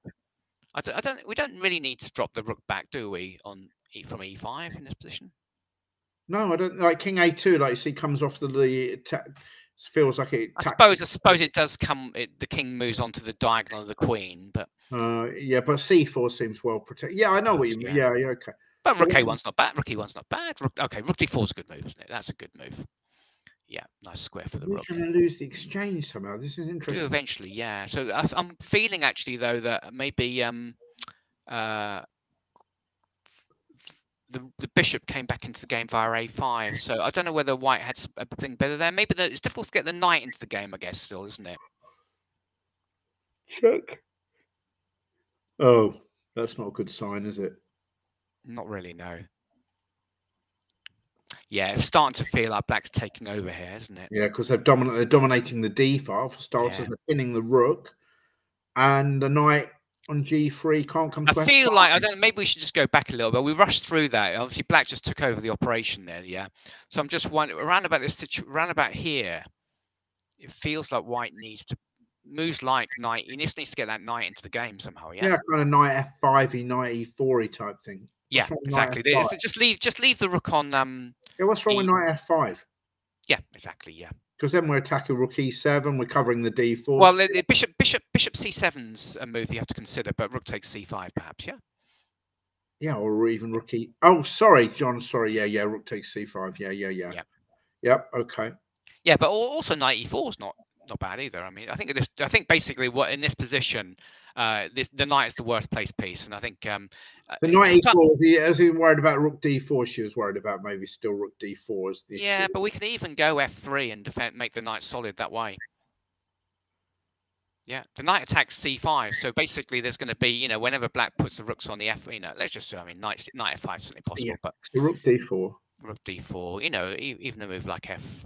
But I think she goes f3. She's maybe worried that she's worried there's an outside h pawn. Of course, there are worries, but basically, our rook on e5 remains a good piece. Yeah, I mean, I agree. It's because the bishop on b6 is not really doing. Yeah, the knight attacks c5, so when the bishop moves, the c5's hanging. Yeah, she definitely needed to get that knight back into the game. I think sometimes actually it's like I think that's a good point. Is that sometimes when you're not exactly sure what to do, you just go for it. We're trying to improve a worst place piece, and I think it's just that's what white could have done here. Rook e1, because basically this last bit, the white doesn't really achieve anything this last few moves. Yeah, whereas black's making progress, improving a lot of progress. Yeah, and then the bishop comes out. That's a good square. Yeah, the white rooks. Oh, that's the one that wins the exchange. Oh, crumbs. Yeah. Oh, wow. So that's a big. That last move was a blunder, wasn't it? So what was that rook and okay? So but it's not great selection, is there? No, just have to probably go rook b1 here. Yeah. So it's the 7th rank. Oh no, but then can we go to the 7th rank, or maybe it doesn't achieve much? Well, I mean, you could still do it actually, couldn't you? Still attacking the rook, can't you? But yeah, actually, you're right. Well, still a struggle. Anyway, should we see what? Yeah. Let's keep going. Yeah. You're right. So rook c1, bishop d2, rook takes here, and this is. Okay, well, obviously this is just a decisive advantage for black, isn't it? Yeah, I'm afraid so. It's exchange and a pawn. And a pawn as well. Yeah. Okay, should we see if Harriet's finished yet? Has Harriet finished yet? Oh well, actually, first of all, let's have a look at Katarina. She has finished. Katarina, yeah. Okay. Yeah. Just finished. See how that finished off that last bit. So it was king f8 and then queen here. Yeah. Okay. So basically, the knight h7 move was a key move, wasn't it, early in the game?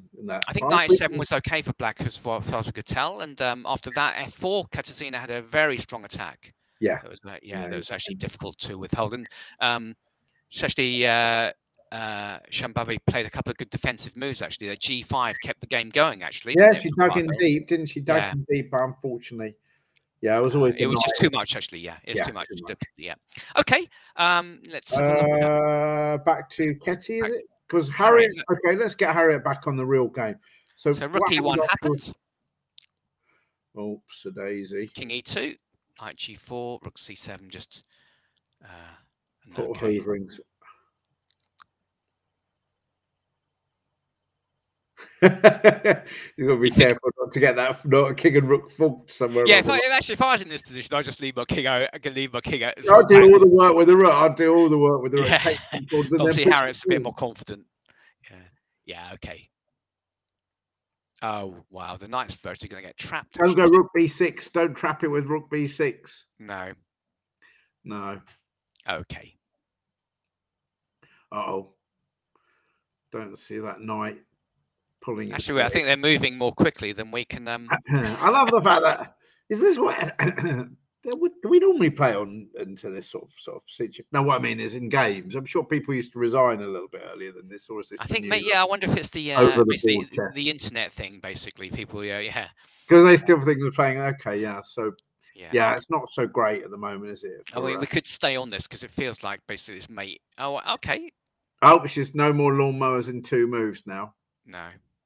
Queen F3 picks up the knight. Yeah. Let's see. I will stay. Yeah, because this is, after all, this is going to be it. We're going to see her claim the British Ladies Championship with this win, aren't we? Yes. Queen D. Oh, okay, fair enough. All good.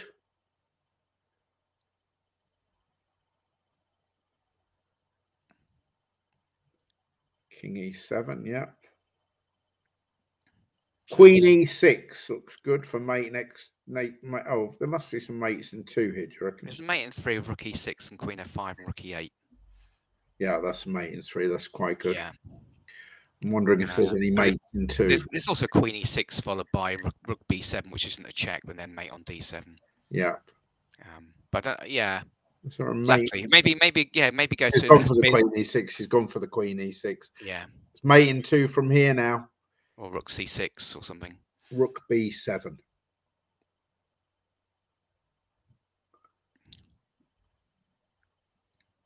Rook B7 or Rook C6.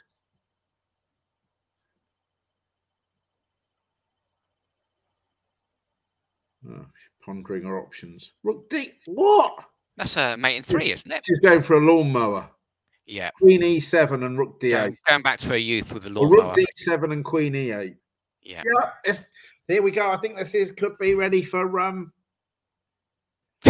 maybe we're not. What's she doing now? I suppose they have to write the moves down, don't they? Yeah. Well, so it's a round of applause there for Harriet. Yes. Congratulations. Congratulations, Harriet. She's the British Women's Champion. Brilliant. Okay, well, let's see. Yeah, so that's the 5th time she's won it, I think. But actually, last time she won it, Chris, you have a guess when's the last time she won it? I'm only guessing. I just checked it up. I'm not guessing. I checked it up earlier, but I might be mistaken. It was quite a long time ago, then, was it? Yeah, have a guess. Have a guess of the year, last time she won it. Of course, she hasn't played in it for many, many years. But, oh my God! So well, actually, I think she hasn't played it for many years, but I might be wrong. So about 2000. How old is she actually? God, I should know how old she is. Yeah, I don't know. But anyway, basically, about 20 years. So what are you saying? What year are you saying? 2000. 2000. Very good guess, but not quite. 1999. Oh, okay. Yeah. Excellent. So last time she won it was the last millennium. Wow. Yeah. Excellent. Well done, Harriet. It's like me. She had a tough start. She had a tough start to the tournament, didn't she? I think she lost the game early on to Katarzyna, but I think she's maybe won her last 4 or 5 games.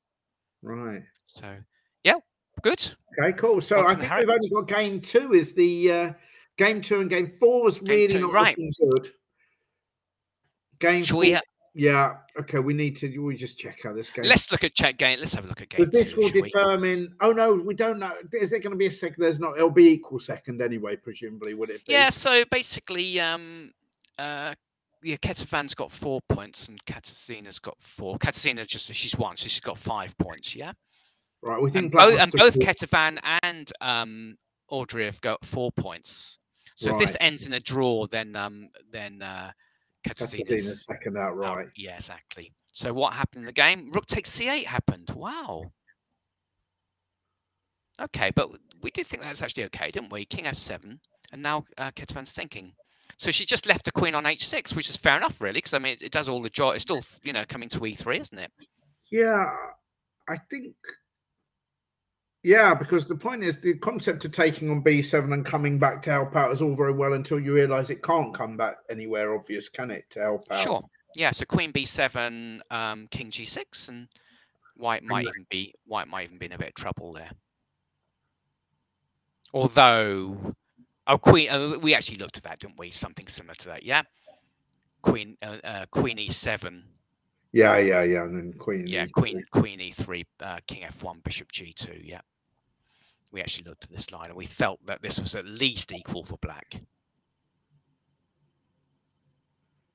Yeah. I mean, here we thought of moves like Bishop H3, didn't we? Yeah. Yes, that's right. Yeah.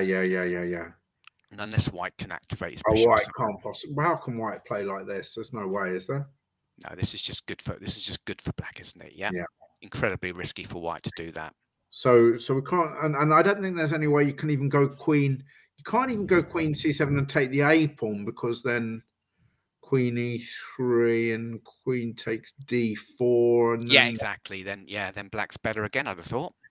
oh my word! So now she's getting, might be a little bit. Or she can always come back to c3, I guess. If she can check on c7, can't she? And then white. Well, queen d7 is the most logical choice. Then forcing king f8, and then white's got a draw. Yeah. Yeah. So I mean that. Oh, she's actually gone back to c3. Okay, Yeah, straight away. Yeah. I was worrying. Yeah, I was wondering. So actually, though, now the problem is now the black king can actually come out to g6. Yeah, there's no. Yeah, this is. Yeah, this is. So queen g5, and this black a bit better. Well, white can go g3 and stuff, can't? Yeah, then h6. Can we maybe go h4? Ah, okay, yeah. Let's have a look at that. This is quite an interesting endgame, isn't it? Well, we've already established the problem now is that white can't even swap off queens with any confidence at all, can we? Because not at all. No. So what is white actually hoping for now? That's the interesting. Well, I mean, she's obviously. Obviously, she's just playing. Ketavan is just. She always. I mean, I remember playing her a long time ago. She just always play, even in the deadest of positions. She oh yeah, she plays. Of course, she does. Yeah. She's a very determined player, basically. But I think I prefer. No, I don't. I'm not saying that. I'm not saying that she's not going to try. She's going to try and win, of course. But the question is, what is her hope to try to win? What is the next? Maybe that's what you would basically. Your G3 H4 thing. Yeah, just slightly improving the position in an ideal world. Maybe even evacuating the king to the queen side. Yeah, to the queen side, exactly. Yeah, because we're covering a lot of squares here, aren't we? Yeah. So if black plays the move queen g5, and that looks like a natural move, yeah. Yeah. And as you rightly say, we can't even play queen g3. No. Yeah. But we could play bishop f3, I guess. Yeah. Not that it's a winning try. No, no. But it is possible. Bishop f3, bishop takes f3, queen takes f3. That might be a good idea for white, trying to exchange those. Well, maybe bishop f3, queen f4. Oh yeah. Then black's better again. Yeah. Yeah. So g3 probably. G3 stops queen f4 at least. Yeah. And if h5, h4. Yeah. Then h5 is at least fixed as a possible. Yes. Yeah, that's true. Yeah. Although queen f5 is still, so what, basically. True. H5, go for it. H5, H4, queen F5. Yeah, or the alternative is H6. I just want to give my king the H7, king G6, and then sort of. Well, you could presumably play. Yeah, you could go. What do you want to do? Is white threatening to go H4 and then queen C7 check and then take? Yeah, possibly, or even take on A5. Yeah. So B6 maybe is a sensible move. Yeah, B6 is also sensible, but white goes H4. Then what does black? Yeah, that's right. And then we can't. Oh, we could go. Oh, the queen could go back to H6, I suppose, but it feels uncomfortable there. Yeah, this is maybe quite clever. No, B6. Probably fine. Yeah, H4. Then queen H6. Queen H6, and then maybe king. Yeah, that feels. I mean, obviously, there's also simply queen E7, isn't there?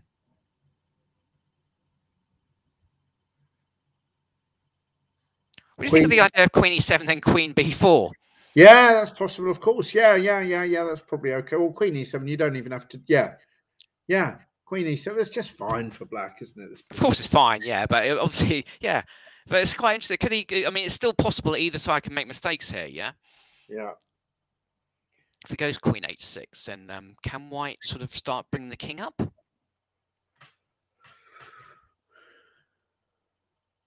Because now you kind of like. I mean, actually, yeah. I mean, now with queen C7 is coming, isn't it? I suppose there's king G6. And then queen C6. Queen C6, yeah, maybe. Yeah, that could be. Could be careful. That's got to be careful. I mean, you're kind of like incarcerating your own queen, aren't you?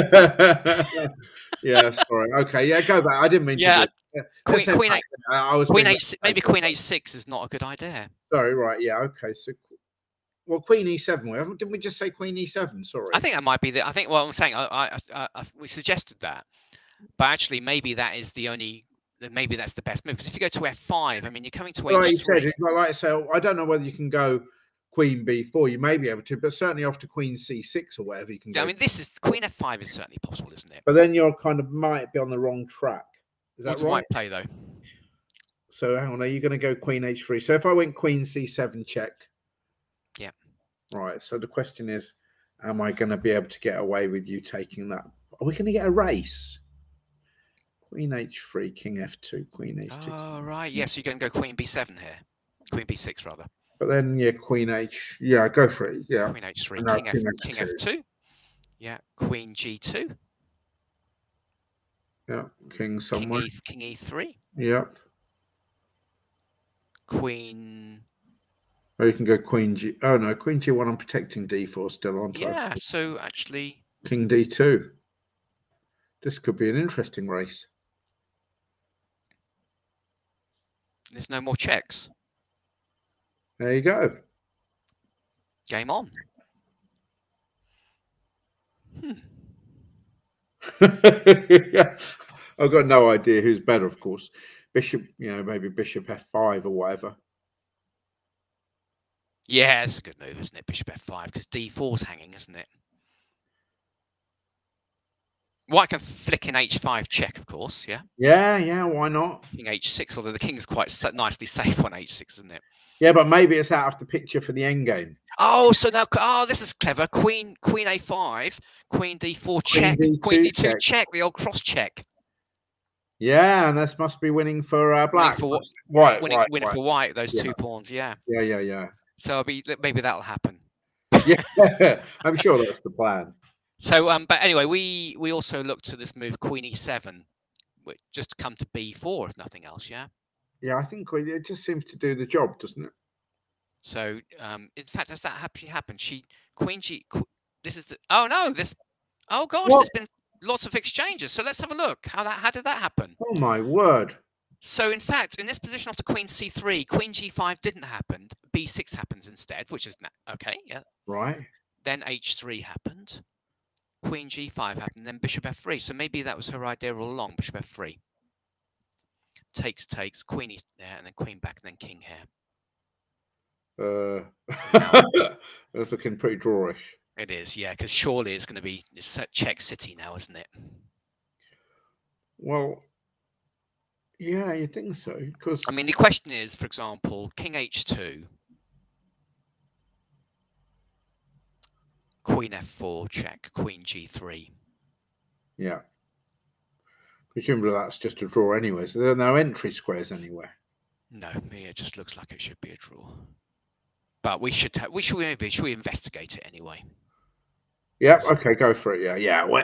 Being the intrepid reporters that we are. Yeah. So Queen takes D4, Queen takes G7. Game on. That is definitely game on, by the way, isn't it? Go for it. What, this? Yeah. Yeah. King C6. And then Queen F6, maybe. Oh, that's crafty, isn't it? That's very crafty. Well, we've got to stop the checks, haven't we? Yeah. Yeah. Queen F6, and then maybe there's nothing better than King D7, yeah? No, but then Queen F7 check.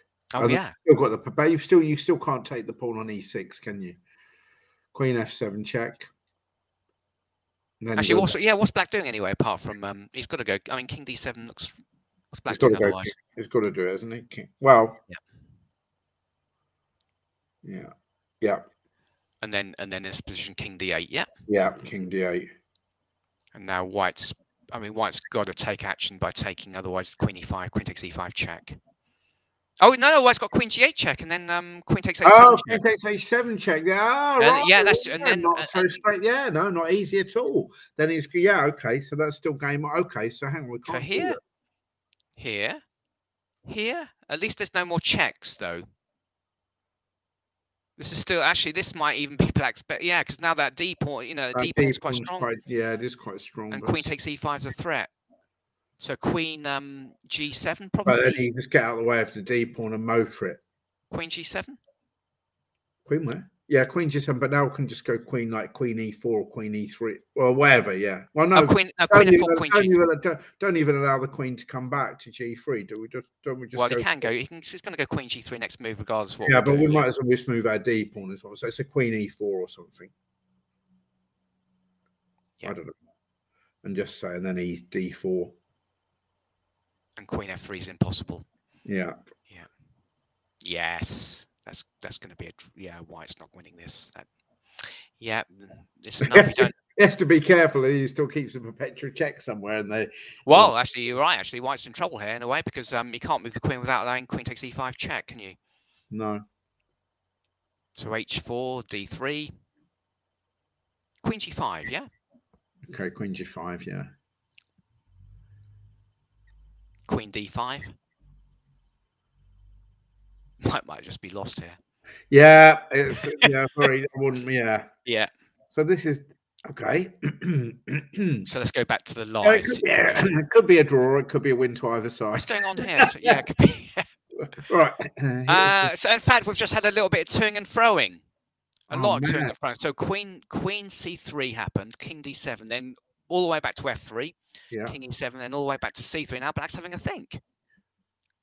Oh, could Black claim a draw at this moment? Maybe they're counting. Maybe she's looking at the score sheet. Yeah. Let's do it. Let's do it ourselves. Go ahead back. Oh no, that's detective work. King D7. Go King D7. So go for the. We need to go back. Yeah. Should we go back to the first time we had King D7? Oh gosh. Right. So here we go. Yeah. So we've got King E7 here. This is the first time we've reached this position. Yeah, but is that a relevant position? Maybe no, it is. Yeah. No, it is. No, this is it. Yeah, one here. Yeah. Queen C3, King D7, Queen F3, King. This is the second time we've had that position. Yeah. Queen C3, but now we've had Is that it? Is that as far? Yeah, that's actually it. So we're still a bit of a distance. So after King D7, White can't go Queen F3 again because then Black. Oh, they've actually. It looks like I could just look the result. They've agreed to draw. Agreed to draw. No, but that's not relevant. Could they have claimed a draw? Oh man. Okay, so that was Okay, so that was fair result. I think that was a good game. That one. That was a really good game, actually. Yeah, that's a high quality game, I think, from both players. I mean, we didn't see anything. Did we see anything obvious? I was just thinking the whole game. No, there was no side was ever clearly ahead. Yeah, basically, Audrey Coué, she played this move knight A7, which we basically rubbished until we realised her idea of C5 and knight C6 was actually quite a good idea. Yeah, it's amazing that we've learned now, John, that you can get to C6 from either E7 or A7. Yeah, exactly. Having said all that, knight E7, I think was fine because we were quite happy to go Queen H6, not exchange queens. Yes, I'm not sure if she pondered that idea of Queen H6. Maybe it wasn't on her radar, that move. But but given that it wasn't on her radar, she played the best moves, really, didn't she? Other than that, so I thought it was very good game. That just leaves us only one more. On game. I suspect that's finished now, but we'll have a look at the end to that game. Yeah. Yeah, it has. So Lindsay Pine against Singaswati. Okay, so. Let's just have a look at the last few moves. I mean, I can't remember exactly where we finished. It was around about here, wasn't it? So Black has an exchange and a pawn. Yeah. Up. Queen E3. Rook takes G2. The next one. Okay, Queen H8. I mean, Black's got so many possibilities here. I'm quite sure what the idea of Queen H8 was. I mean. Well, it could have been Rook D1. Oh, that's what the idea is. Yeah, nice idea. Yeah, just to defend the back rank so the other rook can come in. Very nice. Yeah, very handy. Nice way to finish the game. Nice way. Very clean way, wasn't it? Yeah. So I wonder if there's going to be any more advocates for 3H6 against the Italian game based on this. This was the one. The Italian game 3H6, wasn't it? Yeah. Oh, okay. Yeah, it was interesting. I think D4's the way to go. To be honest, against that. I think that's quite a finely balanced game until White didn't address the issue of that knight on G3. Yeah. Right. If that knight had come into E4 and F5, I think it was looking quite equal, wasn't it? Yeah, we've got a little. Okay. Oh my word! So we've got a couple of people have written in the notes, or we've got some statistics. Oh yeah. This is for the winning it with the biggest separation of time. Yeah. Oh, this is Brit-based, John. Apparently, Chris Ward. Is this sorry? Is this John? Is this John Saunders? Yeah, could be. Yeah, he's Mr. Brit. Yeah. Chris Ward would have the longest discrepancy, winning in 1996 and 2022.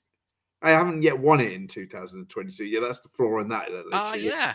Yeah, but apparently Bob Wade won it in 1952 and 1970. That's 18 years apart. So Harriet's got the record because we think 1999 and 2021, 22 years apart. 22 years. Wow. So if I do win it next year, let's say it's in Torquay or somewhere, and I turn up and win it, then I would hold the record. So yeah, you would. Yeah. So get training, Chris. Yeah, I will. Yeah. I think I'll do that now. Actually, yeah. What about you? You kind of equally. No, I can't. Yeah, that's what year was yours? 1980 sort of thing, was it? 97, but that's kind of didn't quite count. So no, that yeah. Okay. So that was So, oh no, she won some in between. Apparently, she did win some in between. Who won some in between? Well, Harriet. Elaine Pritchard. Yeah. So Natasha's just said someone's like won the under 15s in 1959 and in the over 60s in 2013. Graham Chester's. That's a good 59 gap. and 2013. Yeah. Wow. That's a good gap. Is that 54 years apart? Wait, how can you win the over 60? You can't. No, that can't make any sense. No, under 15s and then over 60s. Oh, okay. Under 15s and over 60s. Yep. Not sure if that counts, she says. No, I'm not sure. Yeah, who says? Yeah, I'm not sure if that is that. Well, it doesn't. It's slightly different tournament, but yeah. So Mickey won in 90. Wait a minute though.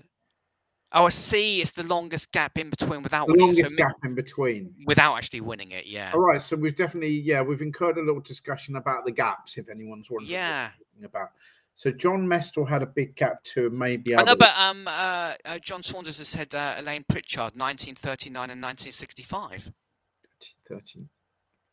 Yeah. She won some in between as well. Okay. Yeah. Wow. I think probably just to be on the safe side, I won't bother winning it next year. I might, go into training for quite a few years down the line. You don't, exactly. You don't want to blow it. If you want it next year, there's no way you'll ever get the record again once it gets beaten. Oh, thanks a lot, John. You're suggesting I'm not going to hang around.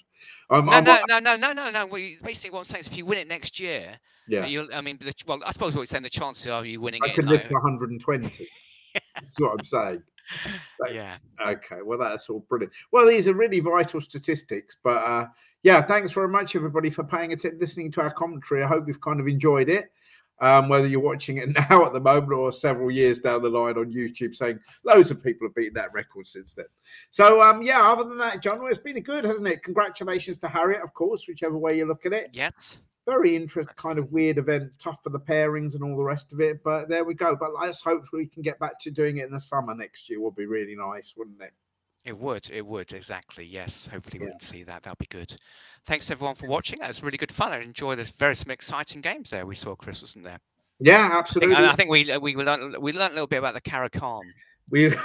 So thanks to the players for thanks for educating us. I might have to when I get tired and I can't reach my C pulled all the way to C5 on the first go, I'll take up the Caracan. I think. Yeah, I think you need to play something a bit more solid now, Chris. Basically, now I'm getting older.